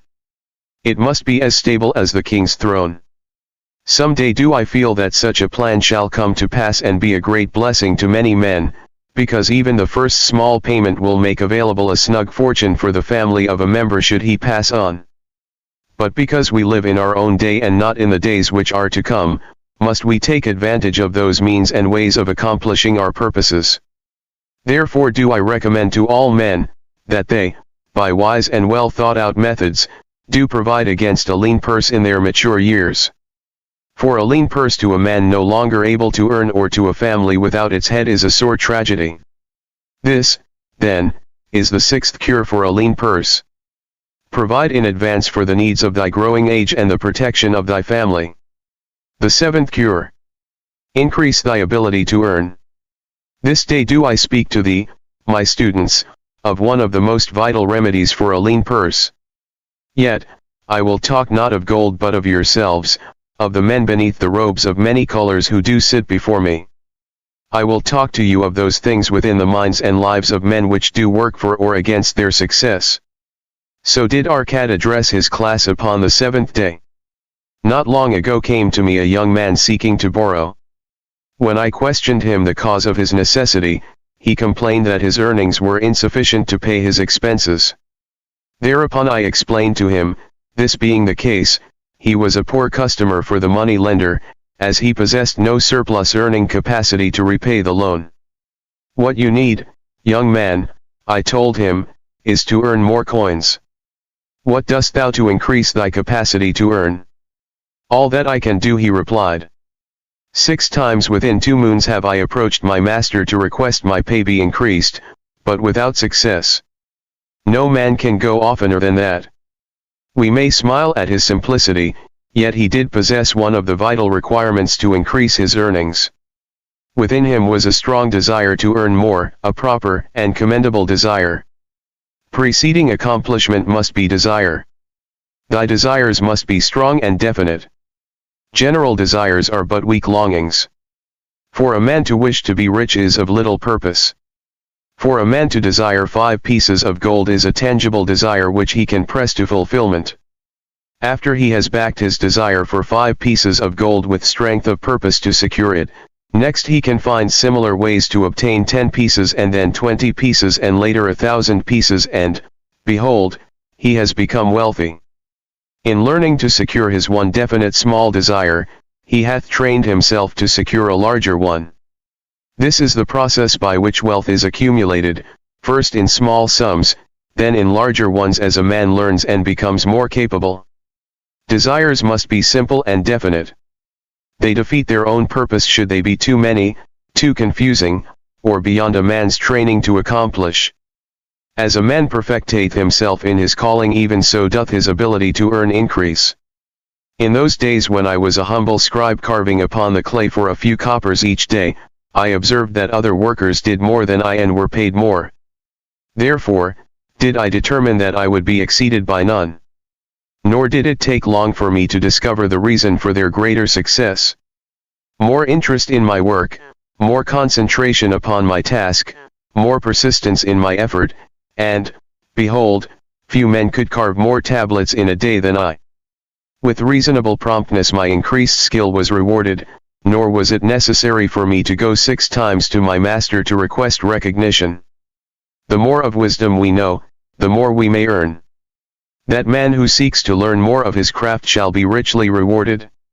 If he is an artisan, he may seek to learn the methods and the tools of those most skillful in the same line. If he laboreth at the law or at healing, he may consult and exchange knowledge with others of his calling. If he be a merchant, he may continually seek better goods that can be purchased at lower prices. Always do the affairs of man change and improve, because keen-minded men seek greater skill that they may better serve those upon whose patronage they depend. Therefore, I urge all men to be in the front rank of progress and not to stand still, lest they be left behind. Many things come to make a man's life rich with gainful experiences. Such things as the following, a man must do if he respect himself. He must pay his debts with all the promptness within his power, not purchasing that for which he is unable to pay. He must take care of his family that they may think and speak well of him. He must make a will of record that, in case the gods call him, proper and honorable division of his property be accomplished. He must have compassion upon those who are injured and smitten by misfortune and aid them within reasonable limits. He must do deeds of thoughtfulness to those dear to him. Thus the 7th and last remedy for a lean purse is to cultivate thy own powers, to study and become wiser, to become more skillful, to so act as to respect thyself. Thereby shalt thou acquire confidence in thyself to achieve thy carefully considered desires. These then are the 7 cures for a lean purse, which, out of the experience of a long and successful life, I do urge for all men who desire wealth. There is more gold in Babylon, my students, than thou dreamest of. There is abundance for all. Go thou forth and practice these truths that thou mayest prosper and grow wealthy, as is thy right. Go thou forth and teach these truths that every honorable subject of His Majesty may also share liberally in the ample wealth of our beloved city. Meet the goddess of good luck. If a man be lucky, there is no foretelling the possible extent of his good fortune. Pitch him into the Euphrates and like as not he will swim out with a pearl in his hand. Babylonian proverb. The desire to be lucky is universal. It was just as strong in the breasts of men 4,000 years ago in ancient Babylon as it is in the hearts of men today. We all hope to be favored by the whimsical goddess of good luck. Is there some way we can meet her and attract, not only her favorable attention, but her generous favors? Is there a way to attract good luck? That is just what the men of ancient Babylon wished to know. It is exactly what they decided to find out. They were shrewd men and keen thinkers. That explains why their city became the richest and most powerful city of their time. In that distant past, they had no schools or colleges. Nevertheless, they had a center of learning, and a very practical one it was. Among the towered buildings in Babylon was one that ranked in importance with the palace of the king, the hanging gardens and the temples of the gods. You will find scant mention of it in the history books, more likely no mention at all, yet it exerted a powerful influence upon the thought of that time. This building was the temple of learning, where the wisdom of the past was expounded by voluntary teachers and where subjects of popular interest were discussed in open forums. Within its walls all men met as equals. The humblest of slaves could dispute with impunity the opinions of a prince of the royal house. Among the many who frequented the temple of learning, was a wise rich man named Arcad, called the richest man in Babylon. He had his own special hall where almost any evening a large group of men, some old, some very young, but mostly middle-aged, gathered to discuss and argue interesting subjects. Suppose we listen in to see whether they knew how to attract good luck. The sun had just set like a great red ball of fire shining through the haze of desert dust when Arcad strolled to his accustomed platform. Already full 80 men were awaiting his arrival, reclining on their small rugs spread upon the floor. More were still arriving. "What shall we discuss this night?" Arcad inquired. After a brief hesitation, a tall cloth weaver addressed him, arising as was the custom. "I have a subject I would like to hear discussed, yet hesitate to offer lest it seem ridiculous to you, Arcad, and my good friends here." Upon being urged to offer it, both by Arcad and by calls from the others, he continued, "This day I have been lucky, for I have found a purse in which there are pieces of gold. To continue to be lucky is my great desire. Feeling that all men share with me this desire, I do suggest we debate how to attract good luck, that we may discover ways it can be enticed to one." "A most interesting subject has been offered," Arcad commented, "one most worthy of our discussion. To some men, good luck bespeaks but a chance happening that, like an accident, may befall one without purpose or reason. Others do believe that the instigator of all good fortune is our most bounteous goddess, Ashta, ever anxious to reward with generous gifts those who please her. Speak up, my friends, what say you? Shall we seek to find if there be means by which good luck may be enticed to visit each and all of us?" "Yeah. And much of it?" responded the growing group of eager listeners.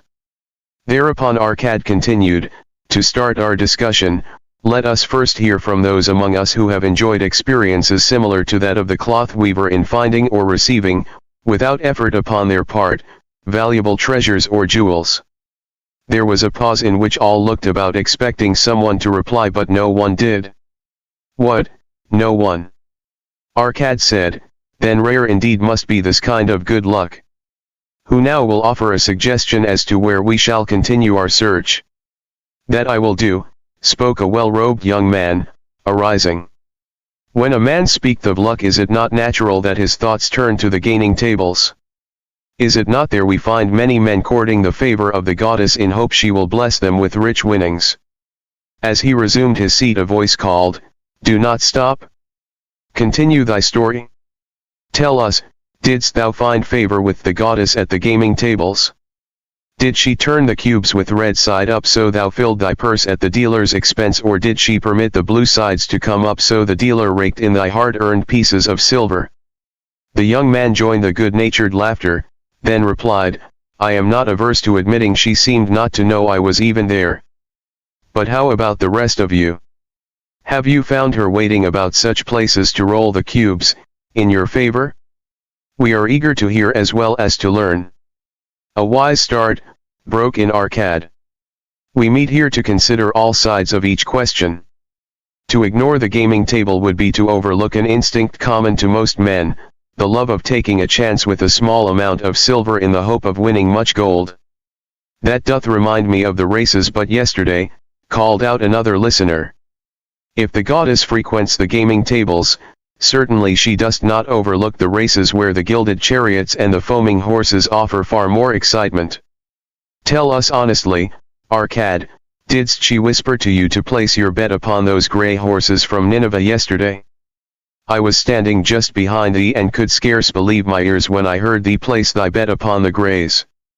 Thou knowest as well as any of us that no team in all Assyria can beat our beloved bays in a fair race. Didst the goddess whisper in thy ear to bet upon the greys because at the last turn the inside black would stumble and so interfere with our bays that the greys would win the race and score an unearned victory? Arcad smiled indulgently at the banter. What reason have we to feel the good goddess would take that much interest in any man's bet upon a horse race? To me she is a goddess of love and dignity whose pleasure it is to aid those who are in need and to reward those who are deserving.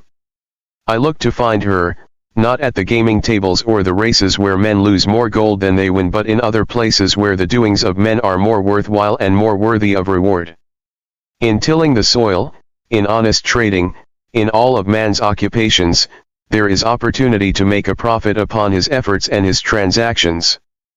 Perhaps not all the time will he be rewarded because sometimes his judgment may be faulty and other times the winds and the weather may defeat his efforts.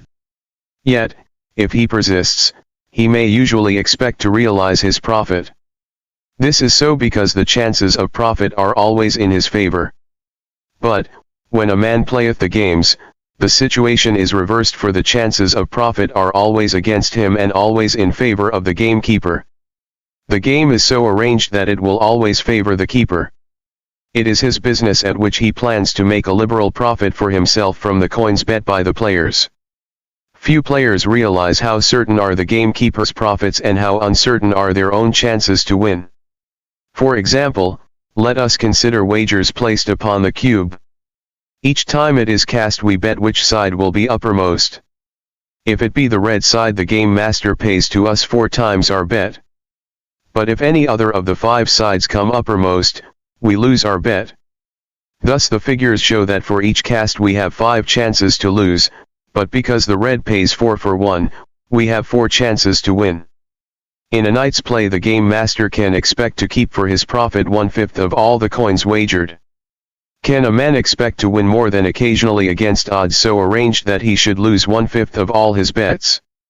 Yet some men do win large sums at times, volunteered one of the listeners. Quite so, they do, Arcad continued. Realizing this, the question comes to me whether money secured in such ways brings permanent value to those who are thus lucky. Among my acquaintances are many of the successful men of Babylon, yet among them I am unable to name a single one who started his success from such a source. You who are gathered here tonight know many more of our substantial citizens. To me it would be of much interest to learn how many of our successful citizens can credit the gaming tables with their start to success. Suppose each of you tell of those you know. What say you? After a prolonged silence, a wag ventured, wouldst thy inquiry include the gamekeepers? If you think of no one else, Arcad responded. If not one of you can think of anyone else, then how about yourselves? Are there any consistent winners with us who hesitate to advise such a source for their incomes? His challenge was answered by a series of groans from the rear taken up and spread amid much laughter. It would seem we are not seeking good luck in such places as the goddess frequents, he continued. Therefore let us explore other fields. We have not found it in picking up lost wallets. Neither have we found it haunting the gaming tables. As to the races, I must confess to have lost far more coins there than I have ever won. Now, suppose we consider our trades and businesses. Is it not natural if we conclude a profitable transaction to consider it not good luck but a just reward for our efforts? I am inclined to think we may be overlooking the gifts of the goddess. Perhaps she really does assist us when we do not appreciate her generosity. Who can suggest further discussion? Thereupon an elderly merchant arose, smoothing his genteel white robe. With thy permission, most honorable Arcad and my friends, I offer a suggestion. If, as you have said, we take credit to our own industry and ability for our business success, why not consider the successes we almost enjoyed but which escaped us, happenings which would have been most profitable? They would have been rare examples of good luck if they had actually happened. Because they were not brought to fulfillment, we cannot consider them as our just rewards. Surely many men here have such experiences to relate. Here is a wise approach, Arcad approved. Who among you have had good luck within your grasp only to see it escape? Many hands were raised, among them that of the merchant. Arcad motioned to him to speak. As you suggested this approach, we should like to hear first from you. I will gladly relate a tale, he resumed, that doth illustrate how closely unto a man good luck may approach and how blindly he may permit it to escape, much to his loss and later regret. Many years ago, when I was a young man, just married, and well started to earning, my father did come one day and urge most strongly that I enter in an investment. The son of one of his good friends had taken notice of a barren tract of land not far beyond the outer walls of our city. It lay high above the canal where no water could reach it. The son of my father's friend devised a plan to purchase this land, build 3 large water wheels that could be operated by oxen and thereby raise the life-giving waters to the fertile soil. This accomplished, he planned to divide into small tracts and sell to the residents of the city for herb patches. The son of my father's friend did not possess sufficient gold to complete such an undertaking. Like myself, he was a young man earning a fair sum. His father, like mine, was a man of large family and small means. He, therefore, decided to interest a group of men to enter the enterprise with him. The group was to comprise 12, each of whom must be a money earner and agree to pay 1/10 of his earnings into the enterprise until the land was made ready for sale. All would then share justly in the profits in proportion to their investment. Thou, my son, bespoke my father unto me, art now in thy young manhood. It is my deep desire that thou begin the building of a valuable estate for myself, that thou mayest become respected among men. I desire to see thou profit from a knowledge of the thoughtless mistakes of thy father. This do I most ardently desire, my father, I replied. Then, this do I advise. Do what I should have done at thy age. From thy earnings keep out 1/10 to put into favorable investments. With this 1/10 of thy earnings and what it will also earn, thou canst, before thou art my age, accumulate for thyself a valuable estate. Thy words are words of wisdom, my father. Greatly do I desire riches. Yet there are many uses to which my earnings are called. Therefore, do I hesitate to do as thou dost advise. I am young. There is plenty of time. So I thought at thy age, yet behold, many years have passed and I have not yet made the beginning. We live in a different age, my father. I shall avoid thy mistakes. Opportunity stands before thee, my son.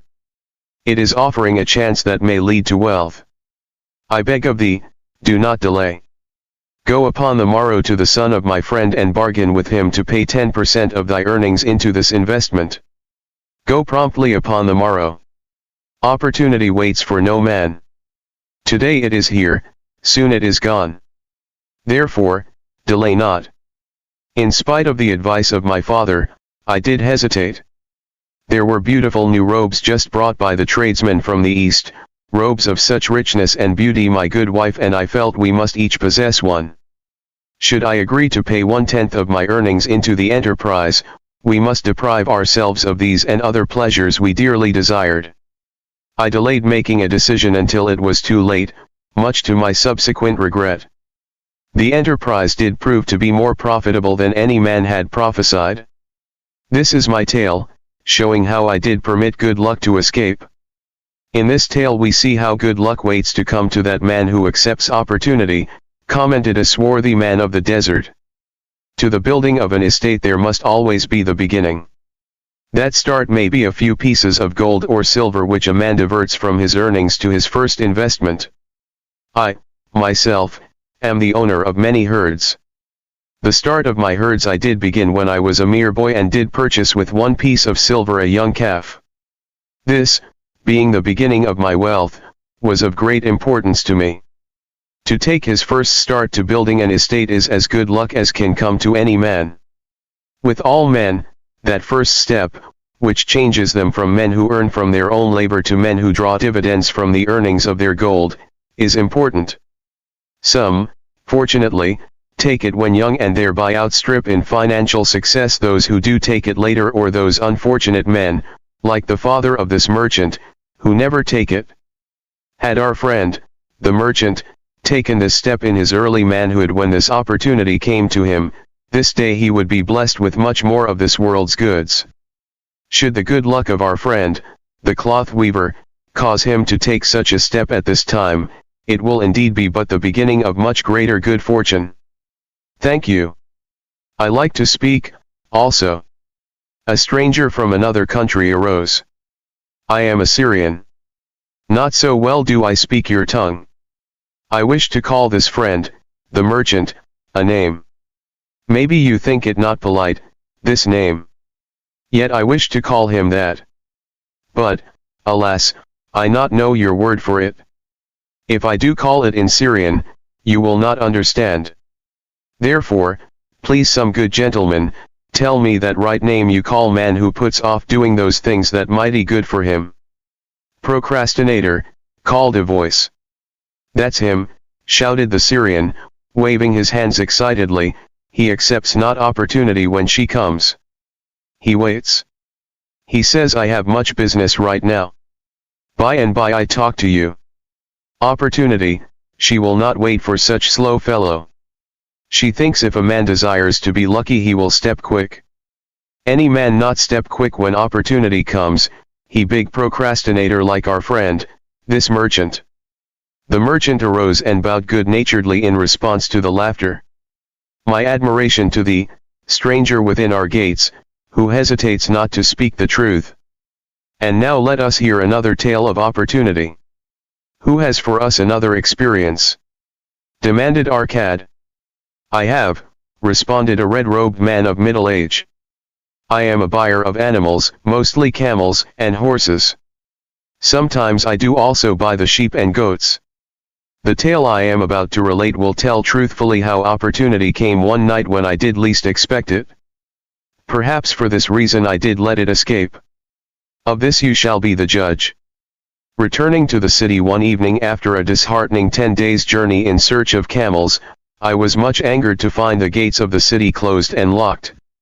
While my slaves spread our tent for the night, which we looked to spend with little food and no water, I was approached by an elderly farmer who, like ourselves, found himself locked outside. Honored sir, he addressed me, from thy appearance, I do judge thee to be a buyer. If this be so, much would I like to sell to thee the most excellent flock of sheep just driven up. Alas, my good wife lies very sick with the fever. I must return with all haste. Buy thou my sheep that I and my slaves may mount our camels and travel back without delay. So dark it was that I could not see his flock, but from the bleating I did know it must be large. Having wasted 10 days searching for camels I could not find, I was glad to bargain with him. In his anxiety, he did set a most reasonable price. I accepted, well knowing my slaves could drive the flock through the city gates in the morning and sell at a substantial profit. The bargain concluded, I called my slaves to bring torches that we might count the flock, which the farmer declared to contain 900. I shall not burden you, my friends, with a description of our difficulty in attempting to count so many thirsty, restless, milling sheep. It proved to be an impossible task. Therefore, I bluntly informed the farmer I would count them at daylight and pay him then. Please, most honorable sir, he pleaded, pay me but 2/3 of the price tonight that I may be on my way. I will leave my most intelligent and educated slave to assist to make the count in the morning. He is trustworthy and to him thou canst pay the balance. But I was stubborn and refused to make payment that night. Next morning, before I awoke, the city gates opened and 4 buyers rushed out in search of flocks. They were most eager and willing to pay high prices because the city was threatened with siege, and food was not plentiful. Nearly 3 times the price at which he had offered the flock to me did the old farmer receive for it. Thus was rare good luck allowed to escape. Here is a tale most unusual, commented Arcad. What wisdom doth it suggest? The wisdom of making a payment immediately when we are convinced our bargain is wise, suggested a venerable saddle maker. If the bargain be good, then dost thou need protection against thy own weaknesses as much as against any other man. We mortals are changeable. Alas, I must say more apt to change our minds when right than wrong. Wrong, we are stubborn indeed. Right, we are prone to vacillate and let opportunity escape. My first judgment is my best. Yet always have I found it difficult to compel myself to proceed with a good bargain when made. Therefore, as a protection against my own weaknesses, I do make a prompt deposit thereon. This doth save me from later regrets for the good luck that should have been mine. Thank you. Again I like to speak. The Syrian was upon his feet once more. These tales much alike. Each time opportunity fly away for same reason. Each time she come to procrastinator, bringing good plan.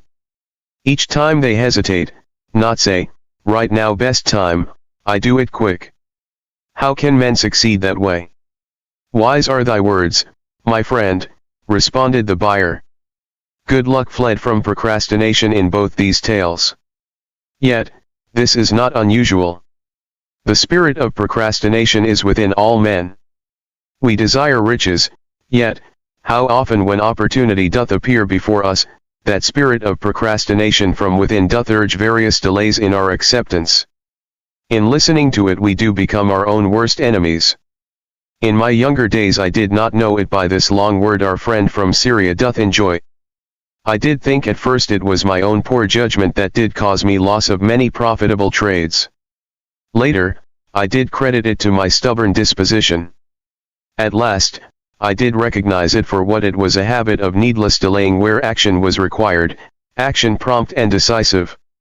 How I did hate it when its true character stood revealed. With the bitterness of a wild ass hitched to a chariot, I did break loose from this enemy to my success. Thank you. I like ask question from Mr. Merchant. The Syrian was speaking. You wear fine robes, not like those of poor man. You speak like successful man.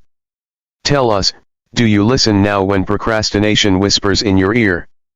Like our friend the buyer, I also had to recognize and conquer procrastination, responded the merchant. To me, it proved to be an enemy, ever watching and waiting to thwart my accomplishments. The tale I did relate is but one of many similar instances I could tell to show how it drove away my opportunities. 'Tis not difficult to conquer, once understood. No man willingly permits the thief to rob his bins of grain. Nor does any man willingly permit an enemy to drive away his customers and rob him of his profits. When once I did recognize that such acts as these my enemy was committing, with determination I conquered him. So must every man master his own spirit of procrastination before he can expect to share in the rich treasures of Babylon. What sayest, Arcad? Because thou art the richest man in Babylon, many do proclaim thee to be the luckiest. Dost agree with me that no man can arrive at a full measure of success until he hath completely crushed the spirit of procrastination within him?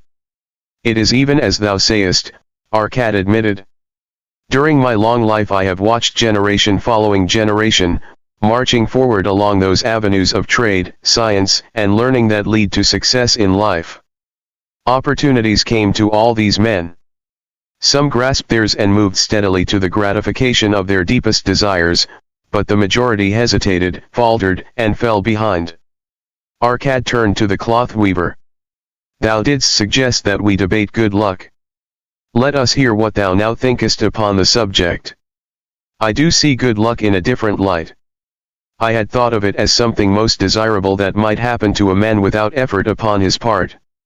Now, I do realize such happenings are not the sort of thing one may attract to himself. From our discussion have I learned that to attract good luck to oneself, it is necessary to take advantage of opportunities. Therefore, in the future, I shall endeavor to make the best of such opportunities as do come to me. Thou hast well grasped the truths brought forth in our discussion, Arcad replied. Good luck, we do find, often follows opportunity but seldom comes otherwise. Our merchant friend would have found great good luck had he accepted the opportunity the good goddess did present to him. Our friend the buyer, likewise, would have enjoyed good luck had he completed the purchase of the flock and sold at such a handsome profit. We did pursue this discussion to find a means by which good luck could be enticed to us. I feel that we have found the way. Both the tales did illustrate how good luck follows opportunity. Herein lies a truth that many similar tales of good luck, won or lost, could not change. The truth is this: good luck can be enticed by accepting opportunity. Those eager to grasp opportunities for their betterment, do attract the interest of the good goddess. She is ever anxious to aid those who please her. Men of action please her best. Action will lead thee forward to the successes thou dost desire. Men of action are favored by the goddess of good luck. The 5 laws of gold. A bag heavy with gold or a clay tablet carved with words of wisdom, if thou hadst thy choice, which wouldst thou choose? By the flickering light from the fire of desert shrubs, the sun-tanned faces of the listeners gleamed with interest. The gold, chorused the 27. Old Kalabob smiled knowingly. Hark, he resumed, raising his hand. Hear the wild dogs out there in the night.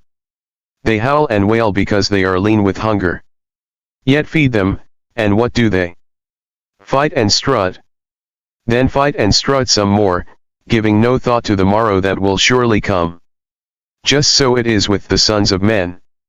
Give them a choice of gold and wisdom, what do they do? Ignore the wisdom and waste the gold. On the morrow they wail because they have no more gold. Gold is reserved for those who know its laws and abide by them. Kalabob drew his white robe close about his lean legs, for a cool night wind was blowing. Because thou hast served me faithfully upon our long journey, because thou cared well for my camels, because thou toiled uncomplainingly across the hot sands of the desert, because thou fought bravely the robbers that sought to despoil my merchandise, I will tell thee this night the tale of the 5 laws of gold, such a tale as thou never hast heard before. Hark ye, with deep attention to the words I speak, for if you grasp their meaning and heed them, in the days that come thou shalt have much gold. He paused impressively.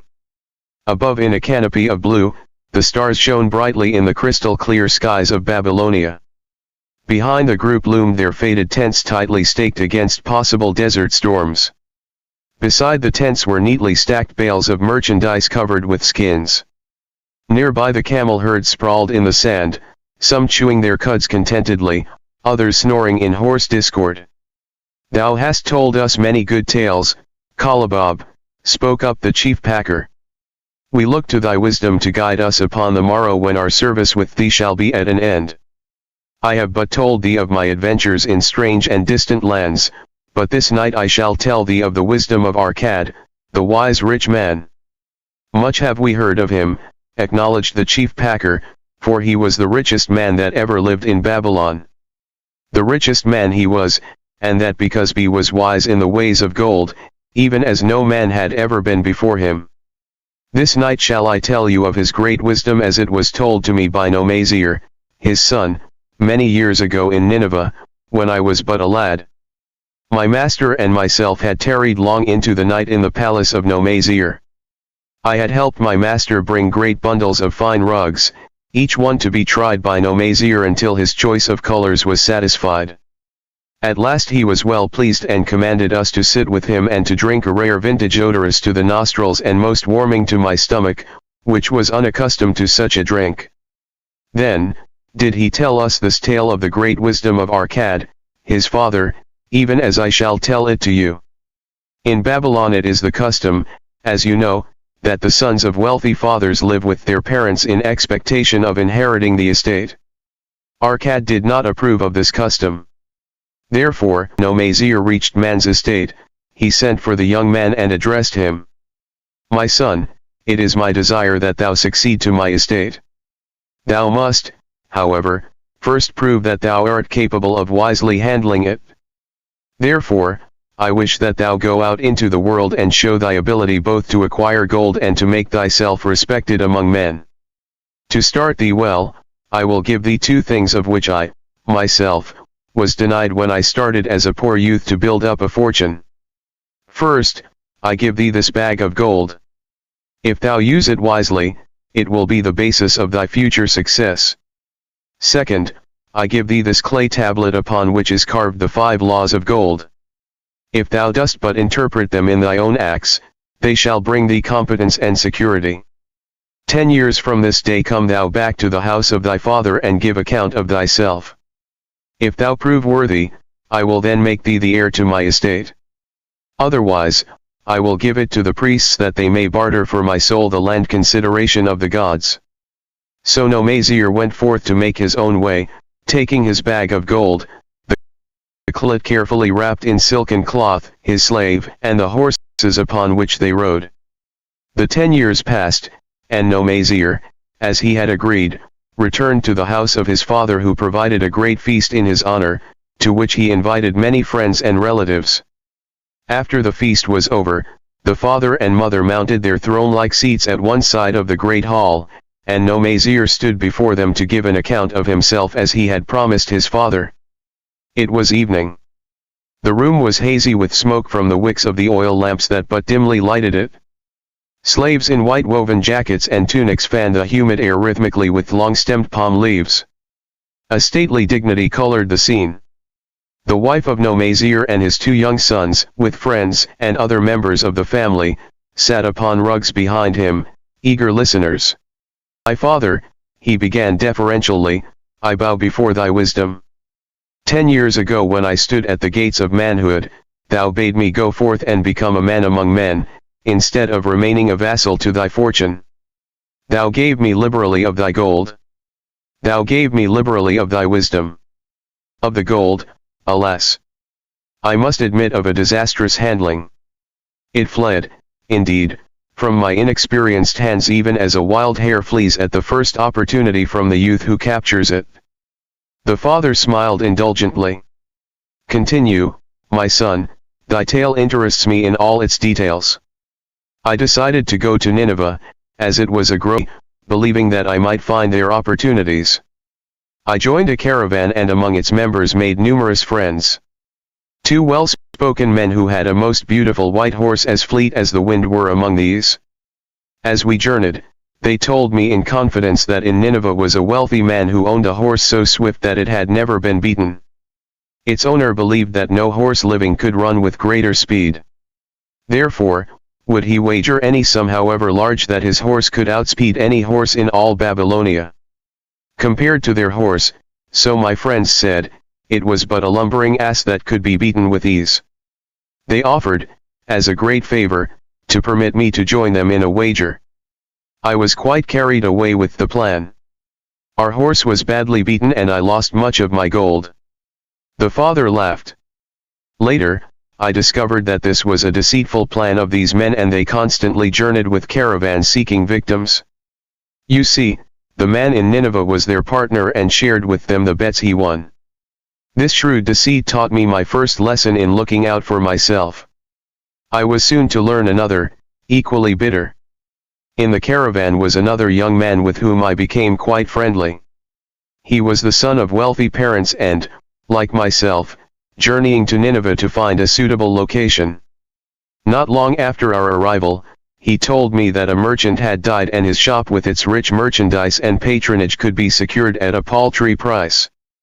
Saying that we would be equal partners, but first he must return to Babylon to secure his gold, he prevailed upon me to purchase the stock with my gold, agreeing that his would be used later to carry on our venture. He long delayed the trip to Babylon, proving in the meantime to be an unwise buyer and a foolish spender. I finally put him out, but not before the business had deteriorated to where we had only unsaleable goods and no gold to buy other goods. I sacrificed what was left to an Israelite for a pitiful sum. Soon there followed, I tell you, my father, bitter days. I sought employment and found it not, for I was without trade or training that would enable me to earn. I sold my horses. I sold my slave. I sold my extra robes that I might have food and a place to sleep, but each day grim want crouched closer. But in those bitter days, I remembered thy confidence in me, my father. Thou hadst sent me forth to become a man, and this I was determined to accomplish.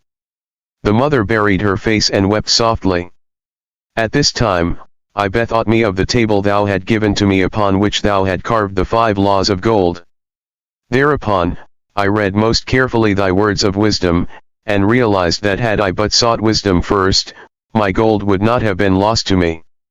I learned by heart each law and determined that, when once more the goddess of good fortune smiled upon me, I would be guided by the wisdom of age and not by the inexperience of youth.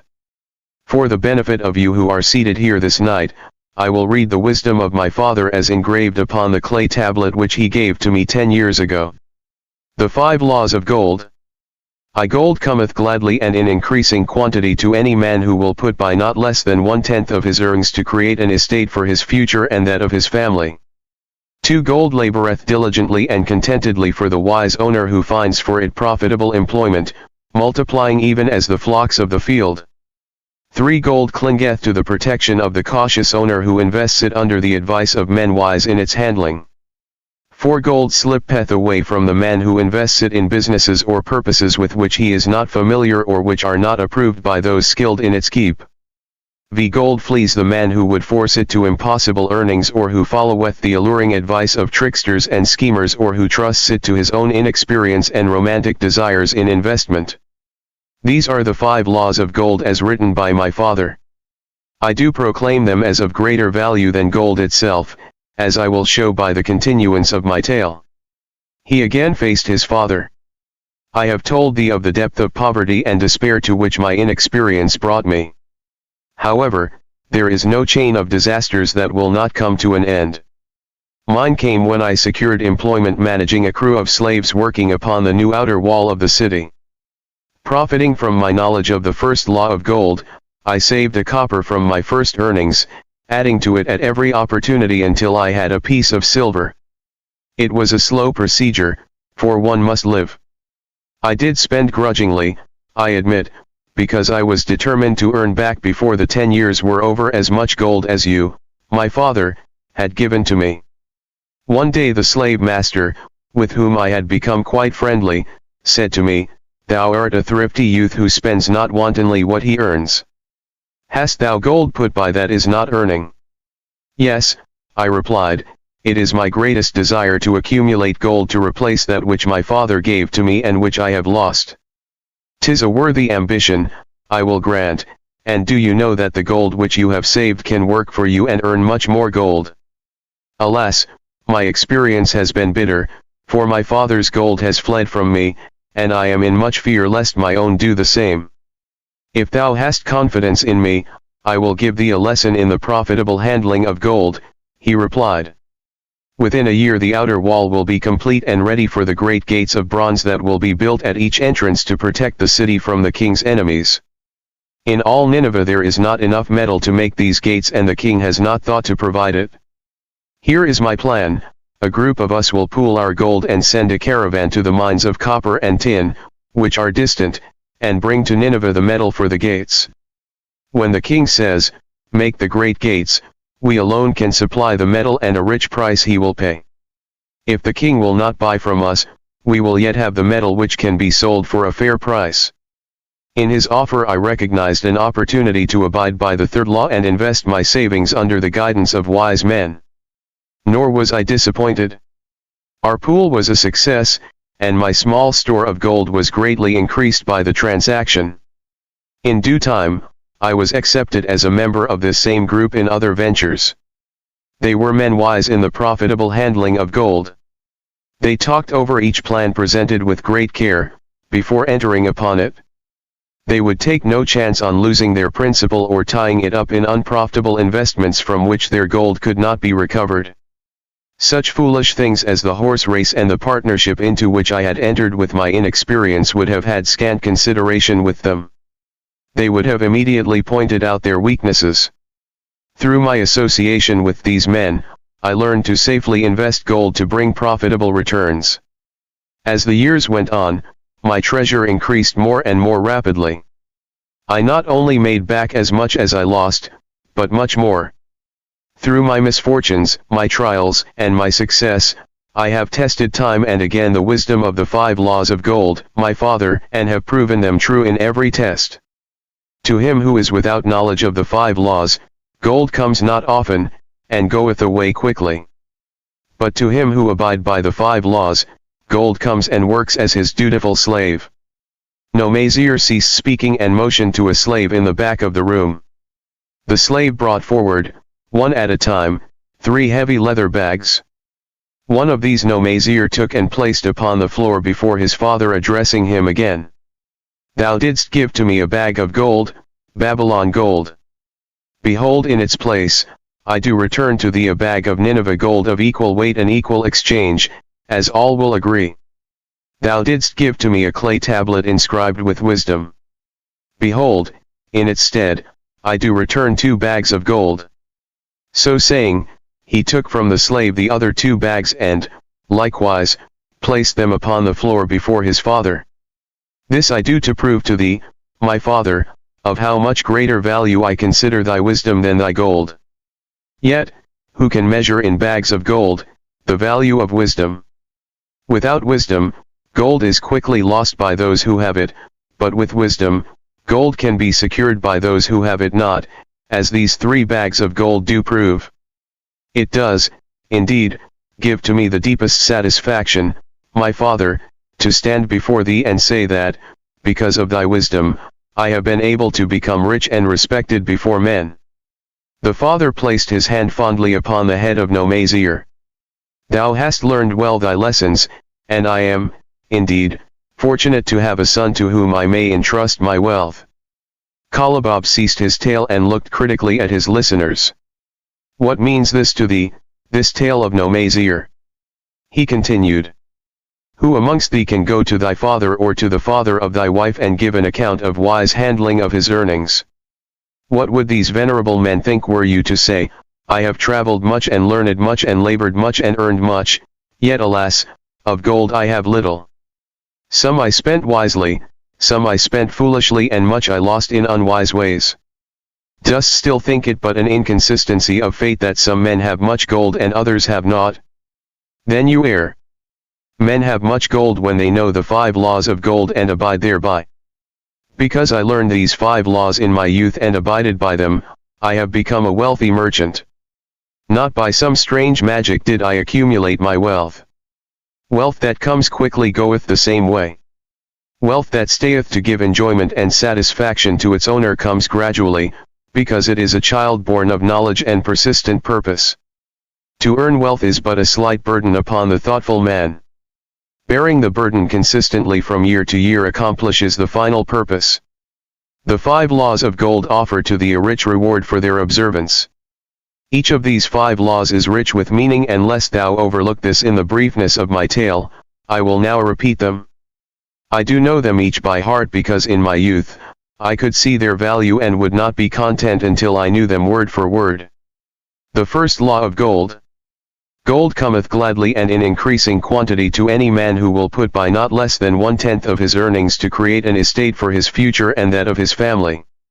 Any man who will put by 1/10 of his earnings consistently and invest it wisely will surely create a valuable estate that will provide an income for him in the future and further guarantee safety for his family in case the gods call him to the world of darkness.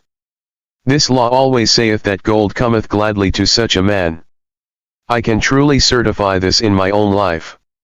The more gold I accumulate, the more readily it comes to me and in increased quantities. The gold which I save earns more, even as yours will, and its earnings earn more, and this is the working out of the first law. The second law of gold. Gold laboreth diligently and contentedly for the wise owner who finds for it profitable employment, multiplying even as the flocks of the field. Gold, indeed, is a willing worker. It is ever eager to multiply when opportunity presents itself. To every man who hath a store of gold set by, opportunity comes for its most profitable use. As the years pass, it multiplies itself in surprising fashion. The third law of gold. Gold clingeth to the protection of the cautious owner who invests it under the advice of men wise in its handling. Gold, indeed, clingeth to the cautious owner, even as it flees the careless owner. The man who seeks the advice of men wise in handling gold soon learneth not to jeopardize his treasure, but to preserve in safety and to enjoy in contentment its consistent increase. The fourth law of gold. Gold slippeth away from the man who invests it in businesses or purposes with which he is not familiar or which are not approved by those skilled in its keep. To the man who hath gold, yet is not skilled in its handling, many uses for it appear most profitable. Too often these are fraught with danger of loss, and if properly analyzed by wise men, show small possibility of profit. Therefore, the inexperienced owner of gold who trusts to his own judgment and invests it in business or purposes with which he is not familiar, too often finds his judgment imperfect, and pays with his treasure for his inexperience.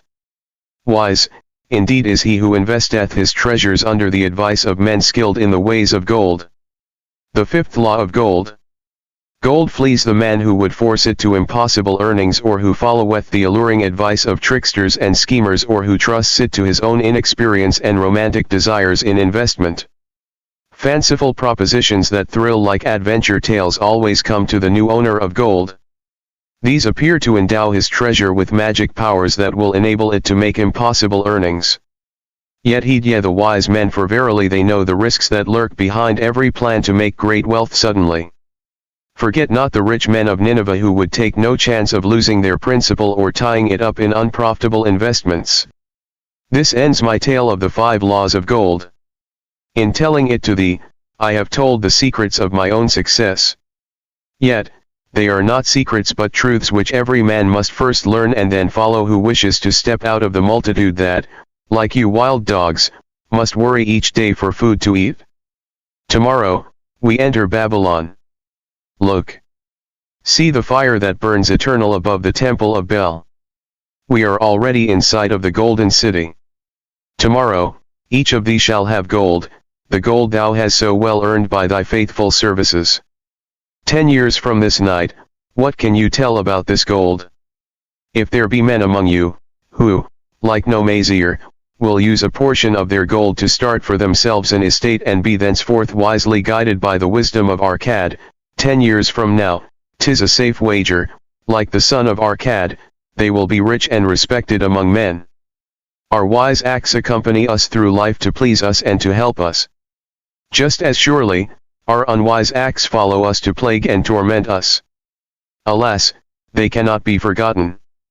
In the front rank of the torments that do follow us are the memories of the things we should have done, of the opportunities which came to us and we took not. Rich are the treasures of Babylon, so rich no man can count their value in pieces of gold. Each year, they grow richer and more valuable. Like the treasures of every land, they are a rich reward awaiting those men of purpose who determine to secure their just share. In the strength of thine own desires is a magic power. Guide this power with thy knowledge of the 5 laws of gold and thou shalt share the treasures of Babylon. The gold lender of Babylon. 50 pieces of gold. Never before had Rodan, the spear maker of old Babylon, carried so much gold in his leather wallet. Happily down the king's highway from the palace of his most liberal majesty he strode. Cheerfully the gold clinked as the wallet at his belt swayed with each step the sweetest music he had ever heard. 50 pieces of gold. All his. He could hardly realize his good fortune. What power in those clinking discs! They could purchase anything he wanted, a grand house, land, cattle, camels, horses, chariots, whatever he might desire. What use should he make of it? This evening as he turned into a side street towards the home of his sister, he could think of nothing he would rather possess than those same glittering, heavy pieces of gold his to keep. It was upon an evening some days later that a perplexed Rodan entered the shop of Madan, the lender of gold and dealer in jewels and rare fabrics. Glancing neither to the right nor the left at the colorful articles artfully displayed, he passed through to the living quarters at the rear. Here he found the genteel Madan lounging upon a rug partaking of a meal served by a black slave. I would counsel with thee, for I know not what to do. Madan stood stolidly, feet apart, hairy breast exposed by the gaping front of his leather jacket. Madan's narrow, sallow face smiled a friendly greeting. What indiscretions hast thou done that thou shouldst seek the lender of gold? Hast been unlucky at the gaming table? Or hath some plump dame entangled thee? For many years have I known thee, yet never hast thou sought me to aid thee in thy troubles. No, no. Not such as that. I seek no gold. Instead I crave thy wise advice. Hear. Hear. What this man doth say. No one comes to the lender of gold for advice. My ears must play me false. They listen true. Can this be so? Madan, the spear maker, doth display more cunning than all the rest, for he comes to Madan, not for gold, but for advice. Many men come to me for gold to pay for their follies, but as for advice, they want it not. Yet who is more able to advise than the lender of gold to whom many men come in trouble? Thou shalt eat with me, Madan, he continued. Thou shalt be my guest for the evening. And all he commanded of the black slave, draw up a rag for my friend, Madan, the spear maker, who comes for advice. He shall be mine honored guest. Bring to him much food and get for him my largest cup. Choose well of the best wine that he may have satisfaction in the drinking. Now, tell me what troubles thee. It is the king's gift. The king's gift? The king did make thee a gift and it gives thee trouble? What manner of gift? Because he was much pleased with the design I did submit to him for a new point on the spears of the royal guard, he did present me with 50 pieces of gold, and now I am much perplexed. I am beseeched each hour the sun doth travel across the sky by those who would share it with me. That is natural. More men want gold than have it, and would wish one who comes by it easily to divide. But can you not say no? Is thy will not as strong as thy fist? To many I can say no, yet sometimes it would be easier to say yes. Can one refuse to share with one's sister to whom he is deeply devoted? Surely, thy own sister would not wish to deprive thee of enjoying thy reward. But it is for the sake of Araman, her husband, whom she wishes to see a rich merchant. She does feel that he has never had a chance, and she beseeches me to loan to him this gold that he may become a prosperous merchant and repay me from his profits. My friend, resumed Madan, 'tis a worthy subject thou bringest to discuss. Gold bringeth unto its possessor responsibility and a changed position with his fellow men. It bringeth fear lest he lose it or it be tricked away from him. It bringeth a feeling of power and ability to do good. Likewise, it bringeth opportunities whereby his very good intentions may bring him into difficulties. Didst ever hear of the farmer of Nineveh who could understand the language of animals? I wot not, for 'tis not the kind of tale men like to tell over the bronze caster's forge. I will tell it to thee, for thou shouldst know that to borrowing and lending there is more than the passing of gold from the hands of one to the hands of another. This farmer, who could understand what the animals said to each other, did linger in the farmyard each evening just to listen to their words. One evening he did hear the ox bemoaning to the ass the hardness of his lot, I do labor pulling the plough from morning until night. No matter how 87 hot the day, or how tired my legs, or how the bow doth chafe my neck, still must I work. But you are a creature of leisure. You are trapped with a colorful blanket and do nothing more than carry our master about where he wishes to go. When he goes nowhere you do rest and eat the green grass all the day. Now the ass, in spite of his vicious heels, was a goodly fellow and sympathized with the ox. My good friend, he replied, you do work very hard and I would help ease your lot. Therefore, will I tell you how you may have a day of rest. In the morning when the slave comes to fetch you to the plough, lie upon the ground and bellow much that he may say you are sick and cannot work. So the ox took the advice of the ass, and the next morning the slave returned to the farmer and told him the ox was sick and could not pull the plough. Then, said the farmer, hitch the ass to the plough, for the ploughing must go on. All that day the ass, who had only intended to help his friend, found himself compelled to do the ox's task. When night came and he was released from the plough, his heart was bitter and his legs were weary and his neck was sore where the bough had chafed it. The farmer lingered in the barnyard to listen. The ox began first. "You are my good friend. Because of your wise advice I have enjoyed a day of rest." "And I," retorted the ass, "am like many another simple-hearted one who starts to help a friend and ends up by doing his task for him. Hereafter you draw your own plough, for I did hear the master tell the slave to send for the butcher were you sick again. I wish he would, for you are a lazy fellow." Thereafter they spoke to each other no more. This ended their friendship. "Canst thou tell the moral to this tale, Rawdon?" "'Tis a good tale," responded Rawdon, "but I see not the moral."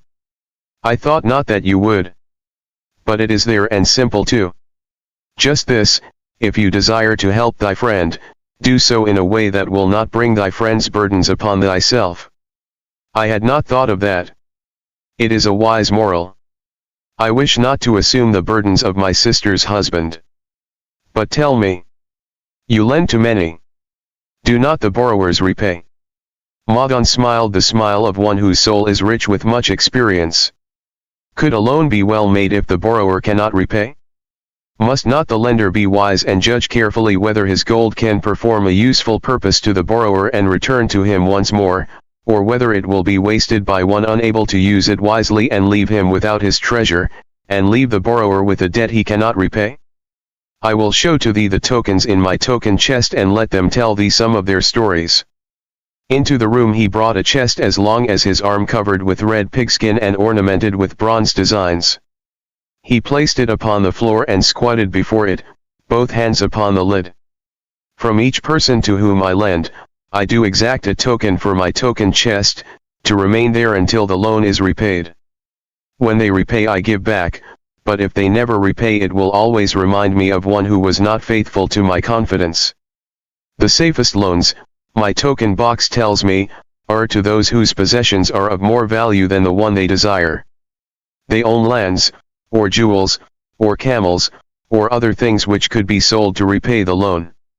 Some of the tokens given to me are jewels of more value than the loan. Others are promises that if the loan be not repaid as agreed they will deliver to me certain property settlement.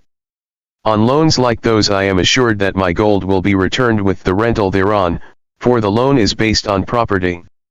In another class are those who have the capacity to earn. They are such as you, who labor or serve and are paid. They have income, and if they are honest and suffer no misfortune, I know that they also can repay the gold I loan them and the rental to which I am entitled. Such loans are based on human effort. Others are those who have neither property nor assured earning capacity. Life is hard and there will always be some who cannot adjust themselves to it. Alas for the loans I make them, even though they be no larger than a pence. My token box may censure me in the years to come unless they be guaranteed by good friends of the borrower who know him honorable." Madan released the clasp and opened the lid. Rawdon leaned forward eagerly. At the top of the chest a bronze neckpiece lay upon a scarlet cloth. Madan picked up the piece and patted it affectionately. "This shall always remain in my token chest because the owner has passed on into the great darkness. I treasure it, his token, and I treasure his memory, for he was my good friend. We traded together with much success until out of the East he brought a woman to wed, beautiful, but not like our women. A dazzling creature. He spent his gold lavishly to gratify her desires. He came to me in distress when his gold was gone. I counseled with him. I told him I would help him to once more master his own affairs. He swore by the sign of the great bull that he would. But it was not to be. In a quarrel she thrust a knife into the heart he dared her to pierce." "And she?" questioned Rawdon. "Yes, of course, this was hers." He picked up the scarlet cloth. In bitter remorse she threw herself into the Euphrates. These two loans will never be repaid. The chest tells you, Rawdon, that humans in the throes of great emotions are not safe risks for the gold lender. Here. Now this is different. He reached for a ring carved of ox bone. This belongs to a farmer. I buy the rugs of his women. The locusts came and they had not food. I helped him, and when the new crop came he repaid me. Later he came again and told of strange goats in a distant land as described by a traveler. They had long hair so fine and soft it would weave into rugs more beautiful than any ever seen in Babylon. He wanted a herd but he had no money. So I did lend him gold to make the journey and bring back goats. Now his herd is begun, and next year I shall surprise the lords of Babylon with the most expensive rugs it has been their good fortune to buy. Soon I must return his ring. He doth insist on repaying promptly. Some borrowers do that, queried Rotten. If they borrow for purposes that bring money back to them, I find it so. But if they borrow because of their indiscretions, I warn thee to be cautious if thou wouldst ever have thy gold back in hand again. Tell me about this, requested Rotten, picking up a heavy gold bracelet inset with jewels in rare designs. The women do appeal to my good friend, bantered Madan. I am still much younger than you, retorted Rotten. I grant that, but this time thou doth suspicion romance where it is not. The owner of this is fat and wrinkled and doth talk so much and say so little she drives me mad. Once they had much money and were good customers, but ill times came upon them. She has a son of whom she would make a merchant. So she came to me and borrowed gold that he might become a partner of a caravan owner who travels with his camels, bartering in one city what he buys in another. This man proved a rascal, for he left the poor boy in a distant city without money and without friends, pulling out early while the youth slept. Perhaps when this youth has grown to manhood, he will repay. Until then I get no rental for the loan, only much talk. But I do admit the jewels are worthy of the loan. Did this lady ask thy advice as to the wisdom of the loan? Quite otherwise. She had pictured to herself this son of hers as a wealthy and powerful man of Babylon. To suggest the contrary was to infuriate her. A fair rebuke I had. I knew the risk for this inexperienced boy, but as she offered security I could not refuse her. This, continued Madan, waving a bit of pack rope tied into a knot, belongs to Nebuchadnezzar, the camel trader. When he would buy a herd larger than his funds he brings to me this knot and I lend to him according to his needs. He is a wise trader. I have confidence in his good judgment and can lend him freely. Many other merchants of Babylon have my confidence because of their honorable behavior. Their 92 tokens come and go frequently in my token box. Good merchants are an asset to our city and it profits me to aid them to keep trade moving, that Babylon be prosperous. Madan picked out a beetle carved in turquoise and tossed it contemptuously on the floor. A bug from Egypt. The lad who owns this does not care whether I ever receive back my gold. When I reproach him he replies, how can I repay when ill fate pursues me? You have plenty more. What can I do? The token is his father's, a worthy man of small means who did pledge his land and herd to back his son's enterprises. The youth found success at first and then was overzealous to gain great wealth. His knowledge was immature. His enterprises collapsed. Youth is ambitious. Youth would take shortcuts to wealth and the desirable things for which it stands. To secure wealth quickly youth often borrows unwisely. Youth, never having had experience, cannot realize that hopeless debt is like a deep pit into which one may descend quickly and where one may struggle vainly for many days. It is a pit of sorrow and regrets where the brightness of the sun is overcast and night is made unhappy by restless sleeping. Yet, I do not discourage borrowing gold. I encourage it. I recommend it if it be for a wise purpose. I myself made my first real success as a merchant with borrowed gold. Yet, what should the lender do in such a case? The youth is in despair and accomplishes nothing. He is discouraged. He makes no effort to repay. My heart turns against depriving the father of his land and cattle. You tell me much that I am interested to hear, ventured Rotten, but I hear no answer to my question. Should I lend my 50 pieces of gold to my sister's husband? They mean much to me. Thy sister is a sterling woman whom I do much esteem. Should her husband come to me and ask to borrow 50 pieces of gold, I should ask him for what purpose he would use it. If he answered that he desired to become a merchant like myself and deal in jewels and rich furnishings, I would say, what knowledge have you of the ways of trade? Do you know where you can buy at lowest cost? Do you know where you can sell at a fair price? Could he say yes to these questions? No, he could not, Rawdon admitted. He has helped me much in making spears and he has helped some in the shops. Then, would I say to him that his purpose was not wise? Merchants must learn their trade. His ambition, though worthy, is not practical and I would not lend him any gold. But, supposing he could say, yes, I have helped merchants much. I know how to travel to Smyrna and to buy at low cost the rugs the housewives weave. I also know many of the rich people of Babylon to whom I can sell these at a large profit. Then I would say, your purpose is wise and your ambition honorable. I shall be glad to lend you the 50 pieces of gold if you can give me security that they will be returned. But would he say, I have no security other than that I am an honored man and will pay you well for the loan? Then would I reply, I treasure much each piece of gold. Were the robbers to take it from you as you journeyed to Smyrna or take the rugs from you as you returned, then you would have no means of repaying me and my gold would be gone. Gold, you see, Rawdon, is the merchandise of the lender of money. It is easy to lend. If it is lent unwisely, then it is 94 difficult to get back. The wise lender wishes not the risk of the undertaking but the guarantee of safe repayment. 'Tis well, he continued, to assist those that are in trouble, 'tis well to help those upon whom fate has laid a heavy hand. 'Tis well to help those who are starting that they may progress and become valuable citizens. But help must be given wisely, lest, like the farmer's ass, in our desire to help we but take upon ourselves the burden that belongs to another. Again I wandered from thy question, Rawdon, but hear my answer, keep thy 50 pieces of gold. What thy labor earns for thee and what is given thee for reward is thine own and no man can put an obligation upon thee to part with it unless it do be thy wish.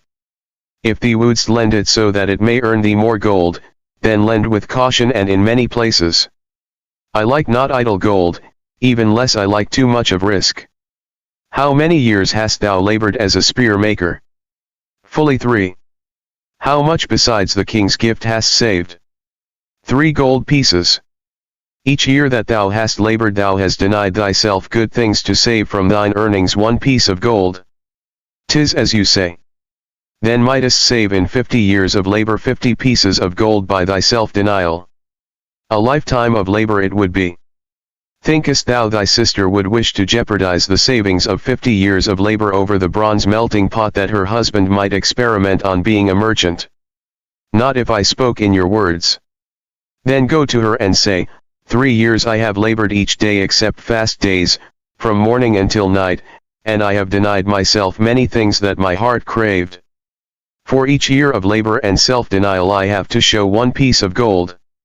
Thou art my favored sister and I wish that thy husband may engage in business in which he will prosper greatly. If he will submit to me a plan that seems wise and possible to my friend, Madan, then will I gladly lend to him my savings of an entire year that he may have an opportunity to prove that he can succeed. Do that, I say, and if he has within him the soul to succeed he can prove it. If he fails he will not owe thee more than he can hope some day to repay. I am a gold lender because I own more gold than I can use in my own trade. I desire my surplus gold to labor for others and thereby earn more gold. I do not wish to take risk of losing my gold for I have labored much and denied myself much to secure it. Therefore, I will no longer lend any of it where I am not confident that it is safe and will be returned to me. Neither will I lend it where I am not convinced that its earnings will be promptly paid to me. I have told to thee, Rawdon, a few of the secrets of my token chest. From them you may understand the weakness of men and their eagerness to borrow that which they have no certain means to repay.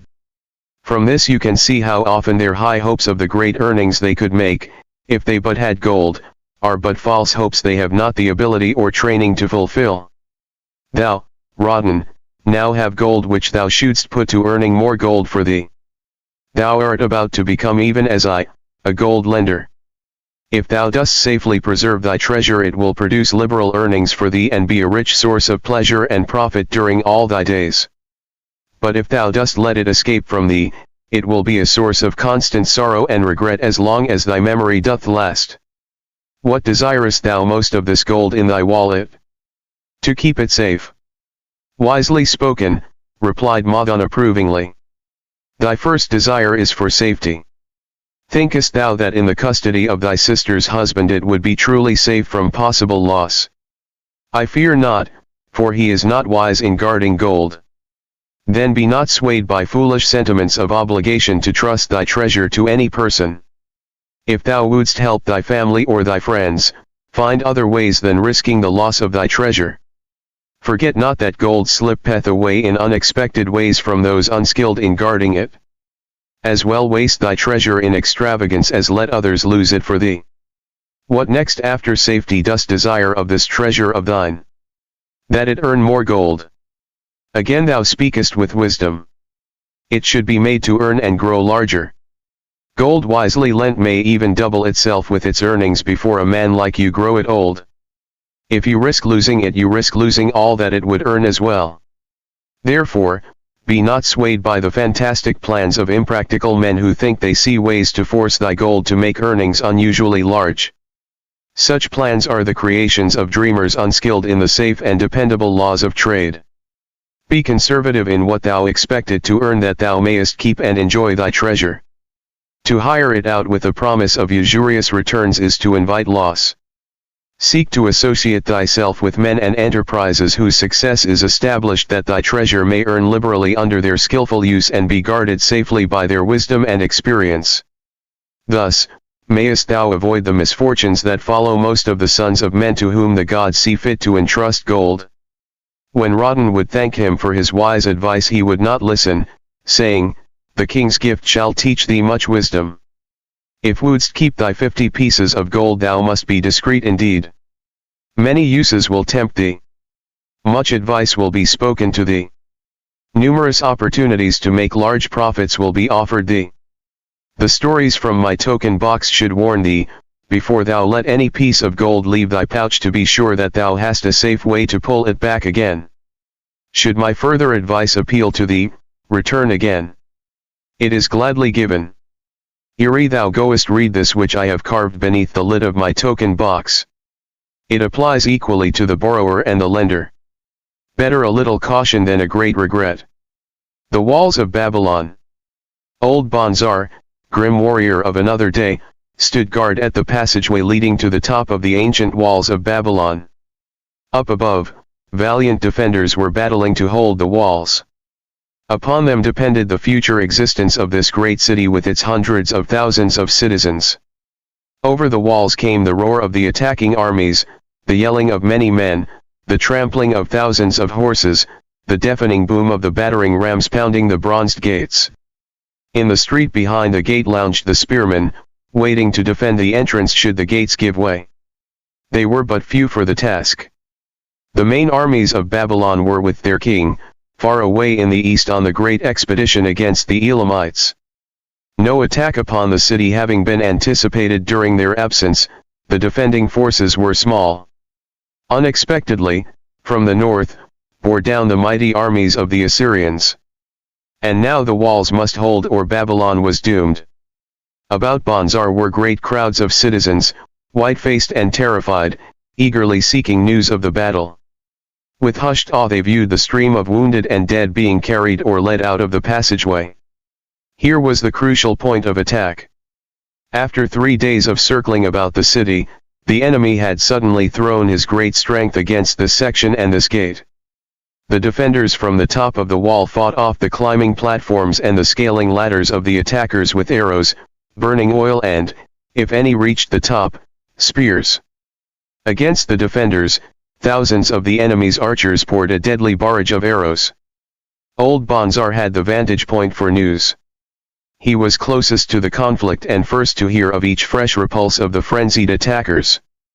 An elderly merchant crowded close to him, his palsied hands quivering. Tell me. Tell me. He pleaded. They cannot get in. My sons are with the good king. There is no one to protect my old wife. My goods, they will steal all. My food, they will leave nothing. We are old, too old to defend ourselves, too old for slaves. We shall starve. We shall die. Tell me they cannot get in. Calm thyself, good merchant, the guard responded. The walls of Babylon are strong. Go back to the bazaar and tell your wife that the walls will protect you and all of your possessions as safely as they protect the rich treasures of the king. Keep close to the walls, lest the arrows flying over strike you. A woman with a babe in arms took the old man's place as he withdrew. Sergeant, what news from the top? Tell me truly that I may reassure my poor husband. He lies with fever from his terrible wounds, yet insists upon his armor and his spear to protect me, who am with child. Terrible, he says, will be the vengeful lust of our enemies should they break in. Be thou of good heart, thou mother that is, and is again to be, the walls of Babylon will protect you and your babes. They are high and strong. Hear ye not the yells of our valiant defenders as they empty the cauldrons of burning oil upon the ladder scalers? Yes, that do I hear, and also the roar of the battering rams that do hammer at our gates. Back to thy husband. Tell him the gates are strong and withstand the rams. Also that the scalers climb the walls but to receive the waiting spear thrust. Watch thy way and hasten behind you buildings. Bonzar stepped aside to clear the passage for heavily armed reinforcements. As, with clanking bronze shields and heavy tread, they tramped by, a small girl plucked at his girdle. Tell me please, soldier, are we safe? She pleaded. I hear the awful noises. I see the men all bleeding. I am so frightened. What will become of our family, of my mother, little brother, and the baby? The grim old campaigner blinked his eyes and thrust forward his chin as he beheld the child. Be not afraid, little one, he reassured her. The walls of Babylon will protect you and mother and little brother and the baby. It was for the safety of such as you that the good Queen Semiramis built them over 100 years ago. Never have they been broken through. Go back and tell your mother and little brother and the baby that the walls of Babylon will protect them and they need have no fear. Day after day old Bonzar stood at his post and watched the reinforcements file up the passageway, there to stay and fight until wounded or dead they came down once more. Around him, unceasingly crowded the throngs of frightened citizens eagerly seeking to learn if the walls would hold. To all he gave his answer with the fine dignity of an old soldier, the walls of Babylon will protect you. For 3 weeks and 5 days the attack waged with scarcely ceasing violence. Harder and grimmer set the jaw of Bonzar as the passage behind, wet with the blood of the many wounded, was churned into mud by the never-ceasing streams of men passing up and staggering down. Each day the slaughtered attackers piled up in heaps before the wall. Each night they were carried back and buried by their comrades. Upon the 5th night of the 4th week the clamor without diminished. The first streaks of daylight, illuminating the plains, disclosed great clouds of dust raised by the retreating armies. A mighty shout went up from the defenders. There was no mistaking its meaning. It was repeated by the waiting troops behind the walls. It was echoed by the citizens upon the streets. It swept over the city with the violence of a storm. People rushed from the houses. The streets were jammed with a throbbing mob.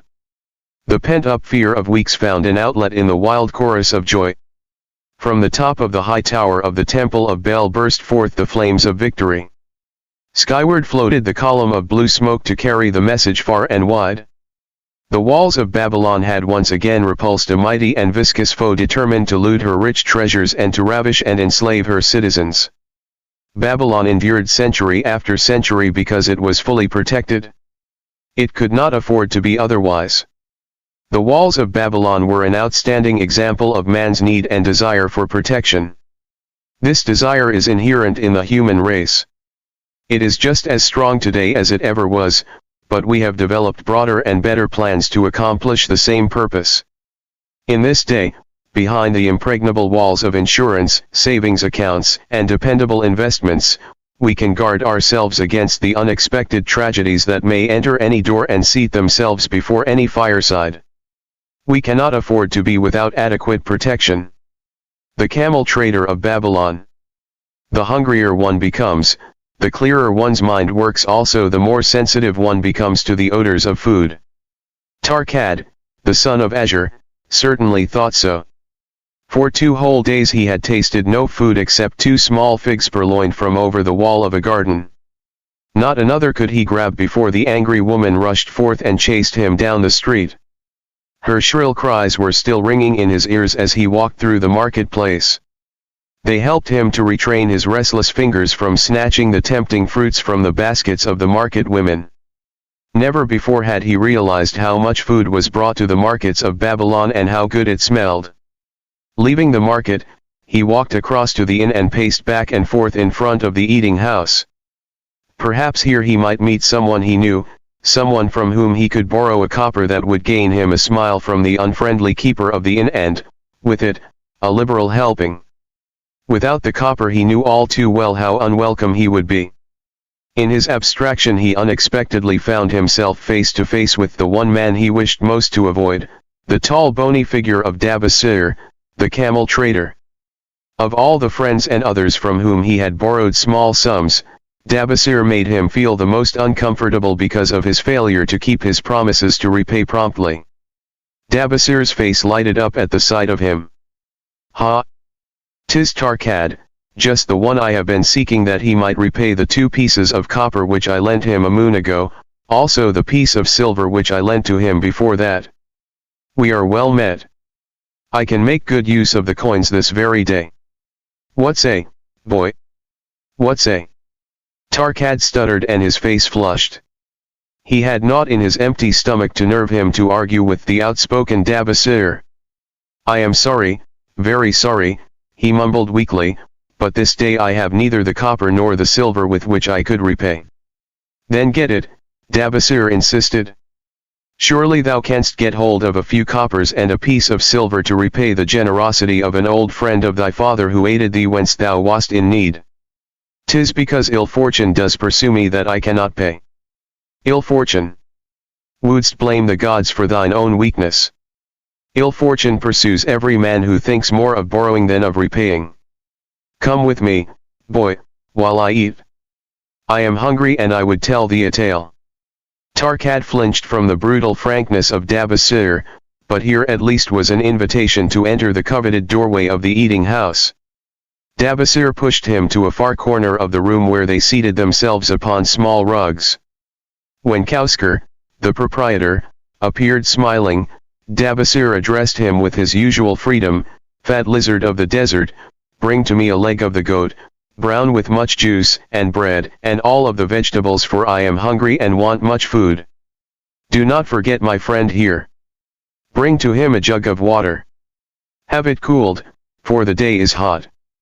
Tarkad's heart sank.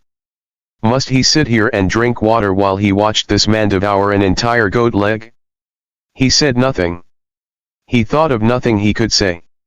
Dabasir, however, knew no such thing as silence. Smiling and waving his hand good-naturedly to the other customers, all of whom knew him, he continued. "I did hear from a traveler just returned from Urfa of a certain rich man who has a piece of stone cut so thin that one can look through it. He put it in the window of his house to keep out the rains. It is yellow, so this traveler does relate, and he was permitted to look through it, and all the outside world looked strange and not like it really is. What say you to that, Tarkad? Thinkest all the world could look to a man a different color from what it is?" "I dare say," responded the youth, much more interested in the fat leg of goat placed before Dabasir. "Well, I know it to be true, for I myself have seen the world all of a different color from what it really is, and the tale I am about to tell relates how I came to see it in its right color once more." "Dabasir will tell a tale," whispered a neighboring diner to his neighbor, and dragged his rug close. Other diners brought their food and crowded in a semicircle. They crunched noisily in the ears of Tarkad and brushed him with their meaty bones. He alone was without food. Dabasir did not offer to share with him nor even motion him to a small corner of the hard bread that was broken off and had fallen from the platter to the floor. "The tale that I am about to tell," began Dabasir, pausing to bite a goodly chunk from the goat leg, "relates to my early life and how I came to be a camel trader. Didst anyone know that I once was a slave in Syria?" A murmur of surprise ran through the audience, to which Dabasir listened with satisfaction. "When I was a young man," continued Dabasir after another vicious onslaught on the goat leg, "I learned the trade of my father, the making of saddles. I worked with him in his shop and took to myself a wife. Being young and not greatly skilled, I could earn but little, just enough to support my excellent wife in a modest way. I craved good things which I could not afford. Soon I found that the shopkeepers would trust me to pay later even though I could not pay at the time. Being young and without experience, I did not know that he who spends more than he earns is sowing the winds of needless self-indulgence, from which he is sure to reap the whirlwinds of trouble and humiliation. So I indulged my whims for fine raiment and bought luxuries for my good wife and our home, beyond our means. I paid as I could, and for a while all went well. But in time I discovered I could not use my earnings both to live upon and to pay my debts. Creditors began to pursue me to pay for my extravagant purchases, and my life became miserable. I borrowed from my friends, but could not repay them either. Things went from bad to worse. My wife returned to her father, and I decided to leave Babylon and seek another city where a young man might have better chances. For 2 years I had a restless and unsuccessful life working for caravan traders. From this I fell in with a set of likable robbers who scoured the desert for unarmed caravans. Such deeds were unworthy of the son of my father, but I was seeing the world through a colored stone and did not realize to what degradation I had fallen.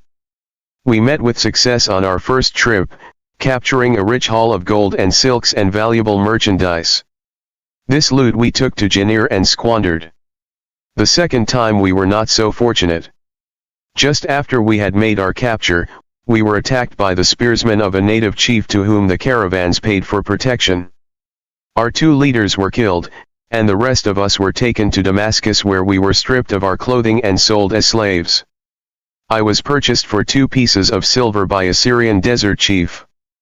With my hair shorn and but a loincloth to wear, I was not so different from the other slaves. Being a reckless youth, I thought it merely an adventure until my master took me before his 4 wives and told them they could have me for a eunuch. Then, indeed, did I realize the hopelessness of my situation. These men of the desert were fierce and warlike. I was subject to their will without weapons or means of escape. Fearful I stood, as those 4 women looked me over. I wondered if I could expect pity from them. Sarah, the first wife, was older than the others. Her face was impassive as she looked upon me. I turned from her with little consolation. The next was a contemptuous beauty who gazed at me as indifferently as if I had been a worm of the earth. The 2 younger ones tittered as though it were all an exciting joke. It seemed an age that I stood waiting sentence. Each woman appeared willing for the others to decide. Finally Sarah spoke up in a cold voice. "Of eunuchs we have plenty, but of camel tenders we have few, and they are a worthless lot. Even this day I would visit my mother who is sick with the fever, and there is no slave I would trust to lead my camel. Ask this slave if he can lead a camel." My master thereupon questioned me, "What know you of camels?" Striving to conceal my eagerness, I replied, "I can make them kneel, I can load them, I can lead them on long trips without tiring. If need be, I can repair their trappings." "The slave speaks forward enough," observed my master. "If thou so desire, Sarah, take this man for thy camel tender." So I was turned over to Sarah, and that day I led her camel upon a long journey to her sick mother. I took the occasion to thank her for her intercession, and also to tell her that I was not a slave by birth, but the son of a freeman, an honorable saddle maker of Babylon. I also told her much of my story. Her comments were disconcerting to me, and I pondered much afterwards on what she said. "How can you call yourself a free man when your weakness has brought you to this? If a man has in himself the soul of a slave, will he not become one no matter what his birth, even as water seeks its level? If a man has within him the soul of a free man, will he not become respected and honored in his own city in spite of his misfortune? For over a year I was a slave and lived with the slaves, but I could not become as one of them. One day Sarah asked me, in the eventime when the other slaves can mingle and enjoy the society of each other, "Why dost thou sit in thy tent alone?" To which I responded, "I am pondering what you have said to me. I wonder if I have the soul of a slave. I cannot join them, so I must sit apart." "I, too, must sit apart," she confided. "My dowry was large and my lord married me because of it. Yet he does not desire me. What every woman longs for is to be desired. Because of this and because I am barren and have neither son nor daughter, must I sit apart. Were I a man I would rather die than be such a slave, but the conventions of our tribe make slaves of women. What think thou of me by this time?" I asked her suddenly, "Have I the soul of a man or have I the soul of a slave?" "Have you a desire to repay the just debts you owe in Babylon?" she parried. "Yes, I have the desire, but I see no way. If thou contentedly let the years slip by and make no effort to repay, then thou hast but the contemptible soul of a slave. No man is otherwise who cannot respect himself, and no man can respect himself who does not repay honest debts. But what can I do who am a slave in Syria? Stay a slave in Syria, thou weakling." "I am not a weakling," I denied hotly. "Then prove it." "How? Does not thy great king fight his enemies in every way he can and with every force he has? Thy debts are thy enemies. They ran thee out of Babylon. You left them alone and they grew too strong for thee. Hadst fought them as a man, thou couldst have conquered them and been one honored among the townspeople. But thou had not the soul to fight them, and behold thy pride hast gone down until thou art a slave in Syria." Much I thought over her unkind accusations, and many defensive phrases I worded to prove myself not a slave at heart, but I was not to have the chance to use them. 3 days later the maid of Sarah took me to her mistress. "My mother is again very sick," she said. "Saddle the 2 best camels in my husband's herd. Tie on waterskins and saddle bags for a long journey. The maid will give thee food at the kitchen tent." I packed the camels, wondering much at the quantity of provisions the maid provided, for the mother dwelt less than a day's journey away. The maid rode the rear camel which followed, and I led the camel of my mistress. When we reached her mother's house it was just dark. Sarah dismissed the maid and said to me, "Dabasir, hast thou the soul of a free man or the soul of a slave?" "The soul of a free man," I insisted. "Now is thy chance to prove it. Thy master hath imbibed deeply and his chiefs are in a stupor. Take then these camels and make thy escape. Here in this bag is raiment of thy master's to disguise thee. I will say thou stole the camels and ran away while I visited my sick mother. Thou hast the soul of a queen," I told her. "Much do I wish that I might lead thee to happiness." "Happiness," she responded, "awaits not the runaway wife who seeks it in far lands among strange people. Go thy own way, and may the gods of the desert protect thee, for the way is far and barren of food or water." I needed no further urging, but thanked her warmly and was away into the night. I knew not this strange country and had only a dim idea of the direction in which lay Babylon, but struck out bravely across the desert toward the hills. One camel I rode and the other I led. All that night I traveled, and all the next day, urged on by the knowledge of the terrible fate that was meted out to slaves who stole their master's property and tried to escape. Late that afternoon, I reached a rough country as uninhabitable as the desert. The sharp rocks bruised the feet of my faithful camels, and soon they were picking their way slowly and painfully along. I met neither man nor beast, and could well understand why they shunned this inhospitable land. It was such a journey from then on as few men live to tell of. Day after day we plodded along. Food and water gave out. The heat of the sun was merciless. At the end of the 9th day, I slid from the back of my mount with the feeling that I was too weak to ever remount, and I would surely die, lost in this abandoned country. I stretched out upon the ground and slept, not waking until the first gleam of daylight. I sat up and looked about me. There was a coolness in the morning air. My camels lay dejected not far away. About me was a vast waste of broken country covered with rock and sand and thorny things, no sign of water, naught to eat for man or camel. Could it be that in this peaceful quiet I faced my end? My mind was clearer than it had ever been before. My body now seemed of little importance. My parched and bleeding lips, my dry and swollen tongue, my empty stomach, all had lost their supreme agonies of the day before. I looked across into the uninviting distance and once again came to me the question, have I the soul of a slave or the soul of a free man? Then with clearness I realized that if I had the soul of a slave, I should give up, lie down in the desert and die, a fitting end for a runaway slave. But if I had the soul of a free man, what then? Surely I would force my way back to Babylon, repay the people who had trusted me, bring happiness to my wife who truly loved me and bring peace and contentment to my parents. Thy debts are thine enemies who have run thee out of Babylon, Sarah had said. Yes, it was so. Why had I refused to stand my ground like a man? Why had I permitted my wife to go back to her father? Then a strange thing happened. All the world seemed to be of a different color as though I had been looking at it through a colored stone which had suddenly been removed. At last I saw the true values in life. Die in the desert. Not I. With a new vision, I saw the things that I must do. First I would go back to Babylon and face every man to whom I owed an unpaid debt. I should tell them that after years of wandering and misfortune, I had come back to pay my debts as fast as the gods would permit. Next I should make a home for my wife and become a citizen of whom my parents should be proud. My debts were my enemies, but the men I owed were my friends for they had trusted me and believed in me. I staggered weakly to my feet. What mattered hunger? What mattered thirst? They were but incidents on the road to Babylon.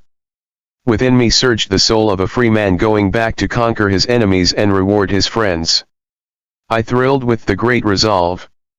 The glazed eyes of my camels brightened at the new note in my husky voice.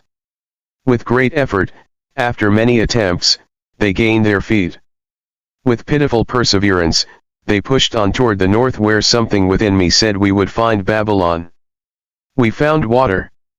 We passed into a more fertile country where were grass and fruit.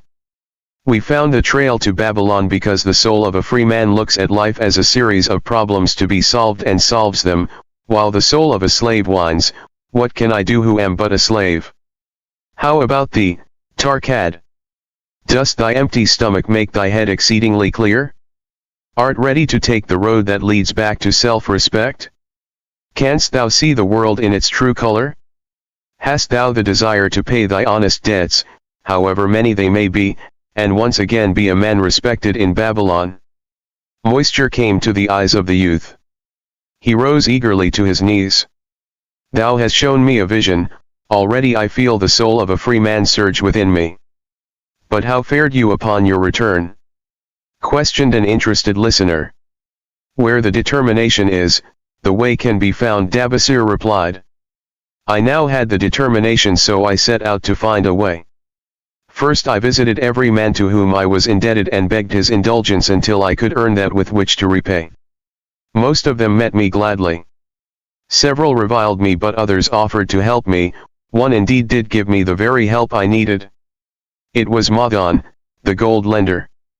Learning that I had been a camel tender in Syria, he sent me to old Nebuchadnezzar, the camel trader, just commissioned by our good king to purchase many herds of sound camels for the great expedition. With him, my knowledge of camels I put to good use. Gradually I was able to repay every copper and every piece of silver. Then at last I could hold up my head and feel that I was an honorable man among men. Again Dabasir turned to his food. Kauskar, thou snail, he called loudly to be heard in the kitchen, the food is cold. Bring me more meat fresh from the roasting. Bring thou also a very large portion for Tarkad, the son of my old friend, who is hungry and shall eat with me. So ended the tale of Dabasir the camel trader of old Babylon. He found his own soul when he realized a great truth, a truth that had been known and used by wise men long before his time. It has led men of all ages out of difficulties and into success, and it will continue to do so for those who have the wisdom to understand its magic power. It is for any man to use who reads these lines. Where the determination is, the way can be found. The clay tablets from Babylon. St. Swithin's College. Nottingham University. Newark-on-Trent. Nottingham. Professor Franklin Caldwell, care of British Scientific Expedition, Hilla, Mesopotamia. October 21, 1934. My dear Professor, the 5 clay tablets from your recent excavation in the ruins of Babylon arrived on the same boat with your letter. I have been fascinated no end, and have spent many pleasant hours translating their inscriptions. I should have answered your letter at once, but delayed until I could complete the translations which are attached. The tablets arrived without damage, thanks to your careful use of preservatives and excellent packing. You will be as astonished as we in the laboratory at the story they relate. One expects the dim and distant past to speak of romance and adventure. Arabian Nights sort of things, you know. When instead it discloses the problem of a person named Dabasir to pay off his debts, one realizes that conditions upon this old world have not changed as much in 5,000 years as one might expect. It's odd, you know, but these old inscriptions rather rage me, as the students say. Being a college professor, I am supposed to be a thinking human being possessing a working knowledge of most subjects. Yet, here comes this old chap out of the dust-covered ruins of Babylon to offer a way I had never heard of to pay off my debts and at the same time acquire gold to jingle in my wallet. Pleasant thought, I say, and interesting to prove whether it will work as well nowadays as it did in old Babylon. Mrs. Shrewsbury and myself are planning to try out his plan upon our own affairs, which could be much improved. Wishing you the best of luck in your worthy undertaking and waiting eagerly another opportunity to assist, I am yours sincerely, Alfred H. Shrewsbury, Department of Archaeology. Tablet No. I. Now, when the moon becometh full, I, Dabasir, who am but recently returned from slavery in Syria, with the determination to pay my many just debts and become a man of means worthy of respect in my native city of Babylon, do here engrave upon the clay a permanent record of my affairs to guide and assist me in carrying through my high desires. Under the wise advice of my good friend Madan, the gold lender, I am determined to follow an exact plan that he doth say will lead any honorable man out of debt into means and self-respect. This plan includeth 3 purposes which are my hope and desire. First, the plan doth provide for my future prosperity. Therefore 1/10 of all I earn shall be set aside as my own to keep. For Madan speaketh wisely when he saith, that man who keepeth in his purse both gold and silver that he need not spend is good to his family and loyal to his king. The man who hath but a few coppers in his purse is indifferent to his family and indifferent to his king. But the man who hath naught in his purse is unkind to his family and is disloyal to his king, for his own heart is bitter. Therefore, the man who wisheth to achieve must have coin that he may keep to jingle in his purse, that he have in his heart love for his family and loyalty to his king. Second, the plan doth provide that I shall support and clothe my good wife who hath returned to me with loyalty from the house of her father. For Madan doth say that to take good care of a faithful wife putteth self-respect into the heart of a man and addeth strength and determination to his purposes. Therefore 7/10 of all I earn shall be used to provide a home, clothes to wear, and food to eat, with a bit extra to spend, that our lives be not lacking in pleasure and enjoyment. But he doth further enjoin the greatest care that we spend not greater than 7/10 of what I earn for these worthy purposes. Herein lieth the success of the plan. I must live upon this portion and never use more nor buy what I may not pay for out of this portion. Tablet No. 2. Third, the plan doth provide that out of my earnings my debts shall be paid. Therefore each time the moon is full, 2/10 of all I have earned shall be divided honorably and fairly among those who have trusted me and to whom I am indebted. Thus in due time will all my indebtedness be surely paid. Therefore, do I here engrave the name of every man to whom I am indebted and the honest amount of my debt. Pharaoh, the cloth weaver, 2 silver, 6 copper. Sinjar, the couch maker, 1 silver. Amr, my friend, 3 silver, 1 copper. Zankar, my friend, 4 silver, 7 copper. Askamir, my friend, 1 silver, 3 copper. Haransur, the jewel maker, 6 silver, 2 copper.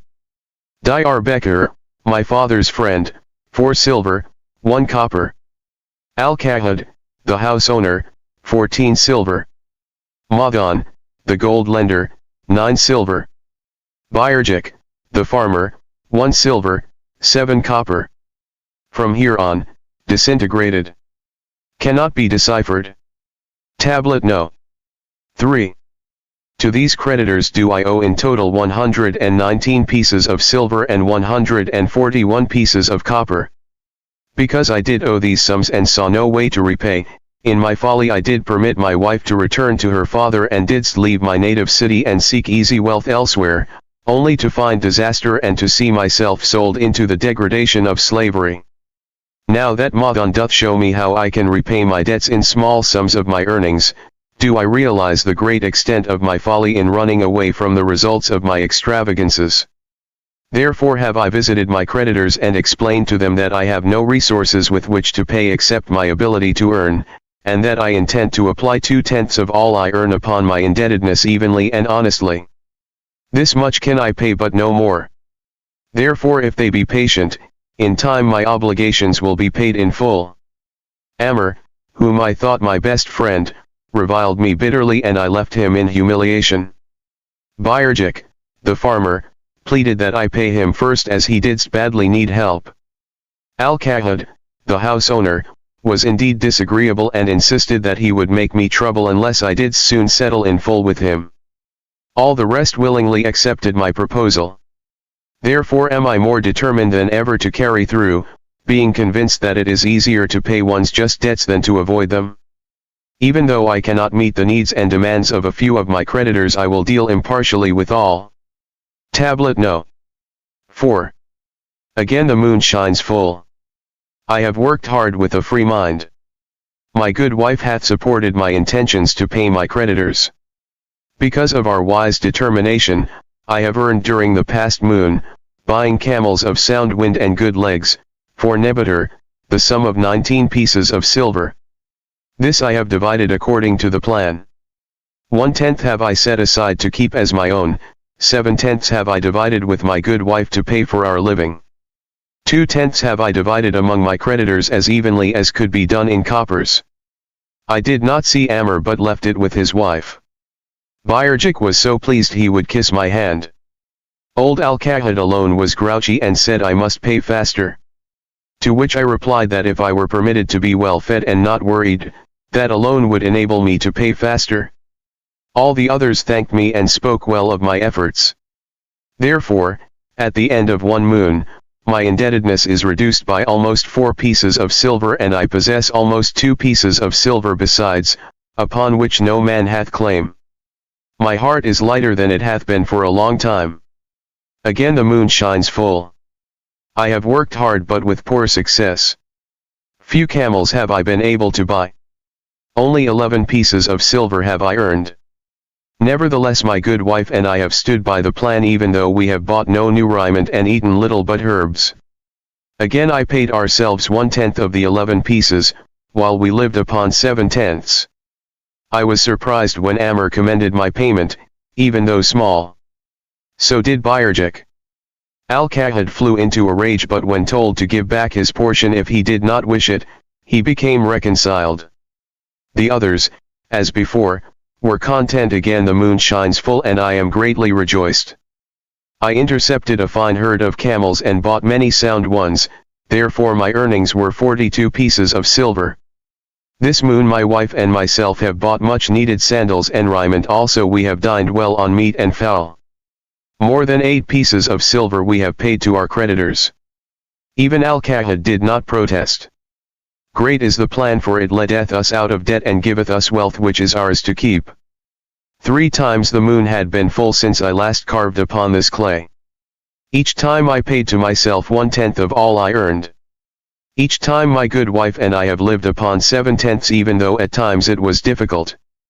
Each time have I paid to my creditors 2/10. In my purse I now have 21 pieces of silver that are mine. It maketh my head to stand straight upon my shoulders, and maketh me proud to walk among my friends. My wife keepeth well our home, and is becomingly gowned. We are happy to live together. The plan is of untold value. Hath it not made an honorable man of an ex-slave? Tablet no. V. Again the moon shines full, and I remember that it is long since I carved upon the clay. 12 moons in truth have come and gone. But this day I will not neglect my record, because upon this day I have paid the last of my debts. This is the day upon which my good wife and my thankful self celebrate with great feasting that our determination hath been achieved. Many things occurred upon my final visit to my creditors that I shall long remember. Amr begged my forgiveness for his unkind words, and said that I was one of all others he most desired for a friend. Old Al-Kahid is not so bad after all, for he said, "Thou wert once a piece of soft clay to be pressed and molded by any hand that touched thee, but now thou art a piece of bronze capable of holding an edge. If thou needst silver or gold at any time, come to me." Nor is he the only one who holdeth me in high regard. Many others speak deferentially to me. My good wife looketh upon me with a light in her eyes that doth make a man have confidence in himself. Yet it is the plan that hath made my success. It hath enabled me to pay all my debts, and to jingle both gold and silver in my purse. I do commend it to all who wish to get ahead. For truly, if it will enable an ex-slave to pay his debts and have gold in his purse, will it not aid any man to find independence? Nor am I, myself, finished with it, for I am convinced that if I follow it further it will make me rich among men. St. Swithin's College, Nottingham University, Newark-on-Trent, Nottingham. Professor Franklin Caldwell, care of British Scientific Expedition, Hilla, Mesopotamia. November 7, 1936. My dear Professor, if, in your further digging into those ruins of Babylon, you encounter the ghost of a former resident, an old camel trader named Dabasir, do me a favor. Tell him that his scribbling upon those clay tablets, so long ago, has earned for him the lifelong gratitude of a couple of college folks back here in England. You will possibly remember my writing a year ago that Mrs. Shrewsbury and myself intended to try his plan for getting out of debt and at the same time having gold to jingle. You may have guessed, even though we tried to keep it from our friends, our desperate straits. We were frightfully humiliated for years by a lot of old debts, and worried sick for fear some of the tradespeople might start a scandal that would force me out of the college. We paid and paid every shilling we could squeeze out of income, but it was hardly enough to hold things even. Besides, we were forced to do all our buying where we could get further credit regardless of higher costs. It developed into one of those vicious circles that grow worse instead of better. Our struggles were getting hopeless. We could not move to less costly rooms because we owed the landlord. There did not appear to be anything we could do to improve our situation.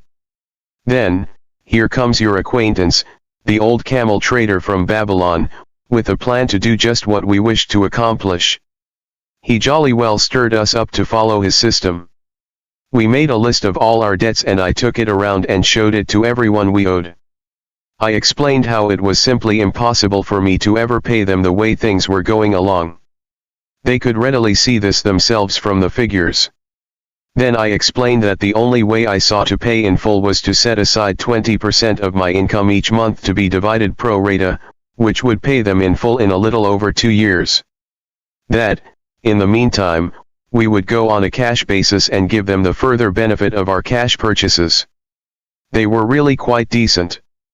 Our greengrocer, a wise old chap, put it in a way that helped to bring around the rest. If you pay for all you buy and then pay some on what you owe, that is better than you have done, for you ain't paid down the account none in 3 years. Finally I secured all their names to an agreement binding them not to molest us as long as the 20% of income was paid regularly. Then we began scheming on how to live upon 70%. We were determined to keep that extra 10% to jingle. The thought of silver and possibly gold was most alluring. It was like having an adventure to make the change.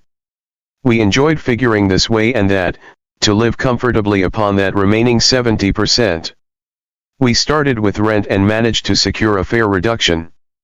Next we put our favorite brands of tea and such under suspicion and were agreeably surprised how often we could purchase superior qualities at less cost. It is too long a story for a letter, but anyhow it did not prove difficult. We managed and right cheerfully at that. What a relief it proved to have our affairs in such a shape we were no longer persecuted by past due accounts. I must not neglect, however, to tell you about that extra 10% we were supposed to jingle. Well, we did jingle it for some time. Now don't laugh. Too soon. You see, that is the sporty part. It is the real fun, to start accumulating money that you do not want to spend. There is more pleasure in running up such a surplus than there could be in spending it. After we had jingled to our heart's content, we found a more profitable use for it. We took up an investment upon which we could pay that 10% each month. This is proving to be the most satisfying part of our regeneration. It is the first thing we pay out of my check. There is a most gratifying sense of security to know our investment is growing steadily. By the time my teaching days are over it should be a snug sum, large enough so the income will take care of us from then on. All this out of my same old check. Difficult to believe, yet absolutely true. All our debts being gradually paid and at the same time our investment increasing. Besides we get along, financially, even better than before. Who would believe there could be such a difference in results between following a financial plan and just drifting along? At the end of the next year, when all our old bills shall have been paid, we will have more to pay upon our investment besides some extra for travel. We are determined never again to permit our living expenses to exceed 70% of our income. Now you can understand why we would like to extend our personal thanks to that old chap whose plan saved us from our hell on earth. He knew. He had been through it all. He wanted others to benefit from his own bitter experiences. That is why he spent tedious hours carving his message upon the clay. He had a real message for fellow sufferers, a message so important that after 5,000 years it has risen out of the ruins of Babylon, just as true and just as vital as the day it was buried. Yours sincerely, Alfred H. Shrewsbury. Department of Archaeology. The luckiest man in Babylon. At the head of his caravan, proudly rode Shahrunata, the merchant prince of Babylon. He liked fine cloth and wore rich and becoming robes. He liked fine animals and sat easily upon his spirited Arabian stallion. To look at him one would hardly have guessed his advanced years. Certainly they would not have suspected that he was inwardly troubled. The journey from Damascus is long and the hardships of the desert many. These he minded not. The Arab tribes are fierce and eager to loot rich caravans.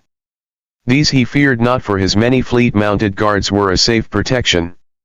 About the youth at his side, whom he was bringing from Damascus, was he disturbed.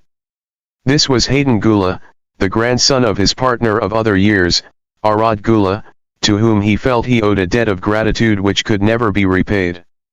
He would like to do something for this grandson, but the more he considered this, the more difficult it seemed because of the youth himself.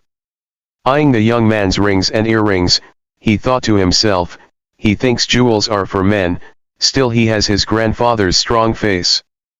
But his grandfather wore no such gaudy robes. Yet, I sought him to come, hoping I might help him get a start for himself and get away from the wreck his father has made of their inheritance. Hayden Gula broke in upon his thoughts. Why dost thou work so hard, riding always with thy caravan upon its long journeys? Dost thou never take time to enjoy life? Shahrunata smiled.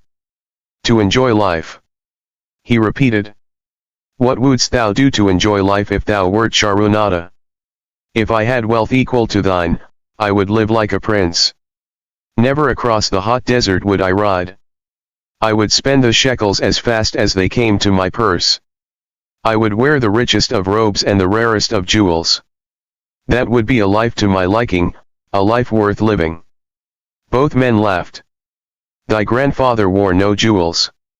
Sharunata spoke before he thought, then continued jokingly, wouldst thou leave no time for work? Work was made for slaves, Hayden Gula responded. Sharunata bit his lip but made no reply, riding in silence until the trail led them to the slope. Here he reined his mount and pointing to the green valley far away, see, there is the valley. Look far down and thou canst faintly see the walls of Babylon. The tower is the temple of Bel. If thine eyes are sharp thou mayest even see the smoke from the eternal fire upon its crest. So that is Babylon? Always have I longed to see the wealthiest city in all the world, Hayden Gula commented. Babylon, where my grandfather started his fortune. Would he were still alive. We would not be so sorely pressed. Why wish his spirit to linger on earth beyond its allotted time? Thou and thy father can well carry on his good work. Alas, of us, neither has his gift. Father and myself know not his secret for attracting the golden shekels. Sharunata did not reply but gave rein to his mount and rode thoughtfully down the trail to the valley. Behind them followed the caravan in a cloud of reddish dust. Some time later they reached the King's Highway and turned south through the irrigated farms. 3 old men plowing a field caught Sharunata's attention. They seemed strangely familiar. How ridiculous. One does not pass a field after 40 years and find the same men plowing there. Yet, something within him said they were the same. One, with an uncertain grip, held the plow. The others laboriously plodded beside the oxen, ineffectually beating them with their barrel staves to keep them pulling. 40 years ago he had envied these men. How gladly he would have exchanged places. But what a difference now. With pride he looked back at his trailing caravan, well-chosen camels and donkeys, loaded high with valuable goods from Damascus. All this was but one of his possessions. He pointed to the plowers, saying, still plowing the same field where they were 40 years ago. They look it, but why thinkest thou they are the same? I saw them there, Sharunata replied. Recollections were racing rapidly through his mind. Why could he not bury the past and live in the present? Then he saw, as in a picture, the smiling face of Arad Gula. The barrier between himself and the cynical youth beside him dissolved. But how could he help such a superior youth with his spendthrift ideas and bejeweled hands? Work he could offer in plenty to willing workers, but not for men who considered themselves too good for work. Yet he owed it to Arad Gula to do something, not a half-hearted attempt. He and Arad Gula had never done things that way. They were not that sort of men. A plan came almost in a flash. There were objections. He must consider his own family and his own standing. It would be cruel, it would hurt. Being a man of quick decisions, he waived objections and decided to act. Wouldst thou be interested in hearing how thy worthy grandfather and myself joined in the partnership which proved so profitable? He questioned. Why not just tell me how thou madest the golden shekels? That is all I need to know, the young man parried. Sharunata ignored the reply and continued, we start with those men plowing. I was no older than thou. As the column of men in which I marched approached, good old Megiddo, the farmer, scoffed at the slipshod way in which they plowed. Megiddo was chained next to me. Look at the lazy fellows, he protested, the plow holder makes no effort to plow deep, nor do the beaters keep the oxen in the furrow. How can they expect to raise a good crop with poor plowing? Didst thou say Megiddo was chained to thee? Hayden Gula asked in surprise. Yes, with bronze collars about our necks and a length of heavy chain between us. Next to him was Zabadu, the sheep thief. I had known him in Harun. At the end was a man we called Pirate because he told us not his name. We judged him as a sailor as he had entwined serpents tattooed upon his chest in sailor fashion. The column was made up thus so the men could walk in fours. Thou wert chained as a slave? Hayden Gula asked incredulously. Did not thy grandfather tell thee I was once a slave? He often spoke of thee but never hinted of this. He was a man thou couldst trust with innermost secrets. Thou, too, are a man I may trust, am I not right? Sharunata looked him squarely in the eye. Thou mayest rely upon my silence, but I am amazed. Tell me, how didst thou come to be a slave? Sharunata shrugged his shoulders. Any man may find himself a slave. It was a gaming house and barley beer that brought me disaster. I was the victim of my brother's indiscretions. In a brawl he killed his friend. I was bonded to the widow by my fattier, desperate to keep my brother from being prosecuted under the law. When my father could not raise the silver to free me, she in anger sold me to the slave dealer. What a shame and injustice! Hayden Gula protested. But tell me, how didst thou regain freedom? We shall come to that, but not yet. Let us continue my tale. As we passed, the plowers jeered at us. One did doff his ragged hat and bow low, calling out, "Welcome to Babylon, guests of the king. He waits for thee on the city walls where the banquet is spread, mud bricks and onion soup." With that they laughed uproariously. Pirate flew into a rage and cursed them roundly. What do those men mean by the king awaiting us on the walls? I asked him. To the city walls ye march to carry bricks until the back breaks. Maybe they beat thee to death before it breaks. They won't beat me. I'll kill 'em. Then Megiddo spoke up. It doesn't make sense to me to talk of masters beating willing, hard-working slaves to death. Masters like good slaves and treat them well. Who wants to work hard? Commented Zabadu. Those plowers are wise fellows. They're not breaking their backs. Just letting on as if they be. Thou can't get ahead by shirking, Megiddo protested. If thou plow a hectare, that's a good day's work and any master knows it. But when thou plow only a half, that's shirking. I don't shirk. I like to work and I like to do good work, for work is the best friend I've ever known. It has brought me all the good things I've had, my farm and cows and crops, everything. Yeah, and where be these things now, scoffed Zabadu. I figure it pays better to be smart and get by without working. You watch Zabadu, if we're sold to the walls, he'll be carrying the water bag or some easy job when thou, who like to work, will be breaking thy back carrying bricks. He laughed his silly laugh. Terror gripped me that night. I could not sleep.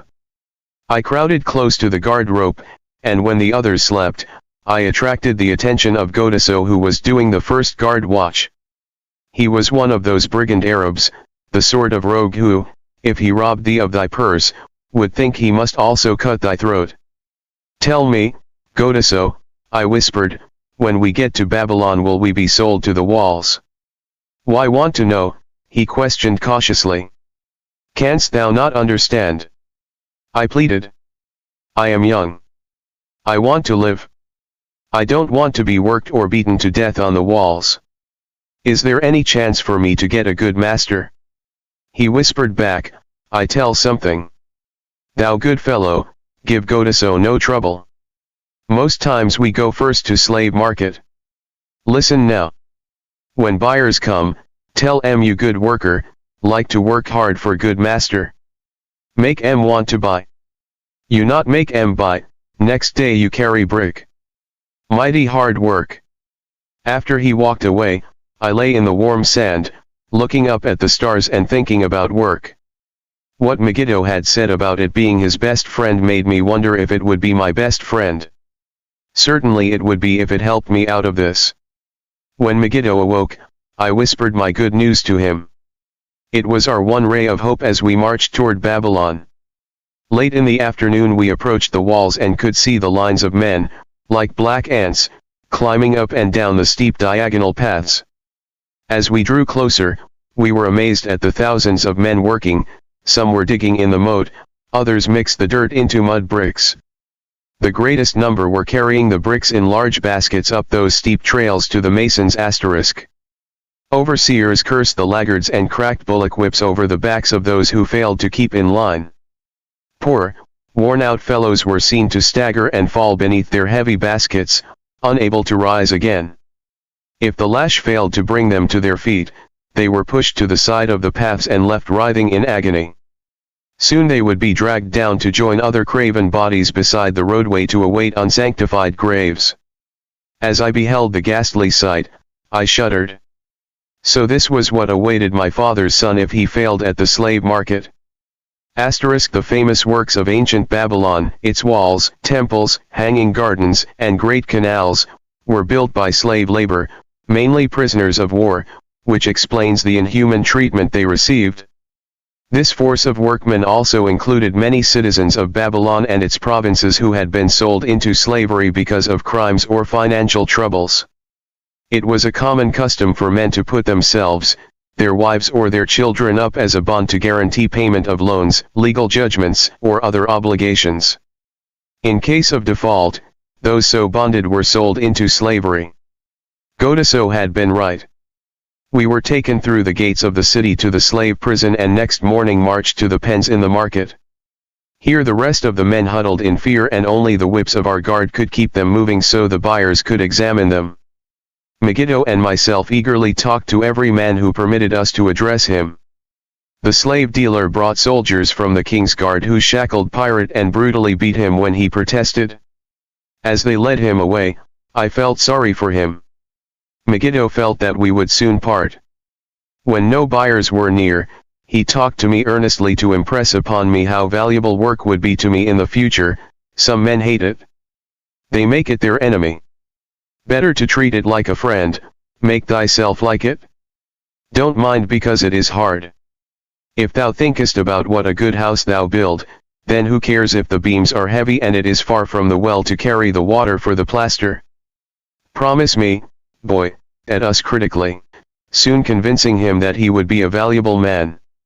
After violent bargaining with the slave dealer, the farmer drew a fat purse from beneath his robe, and soon Megiddo had followed his new master out of sight. A few other men were sold during the morning.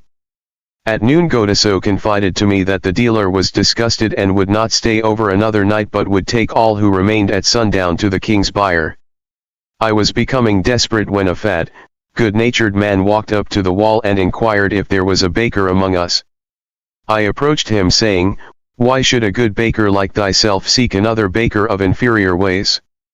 Would it not be easier to teach a willing man like myself thy skilled ways? Look at me, I am young, strong, and like to work. Give me a chance and I will do my best to earn gold and silver for thy per my willingness," and began bargaining with the dealer who had never noticed me since he had bought me but now waxed eloquent good disposition. I felt like a fat ox being sold to a butcher. At last, much to my joy, the deal was closed. I followed my new master away, thinking I was the luckiest man in Babylon.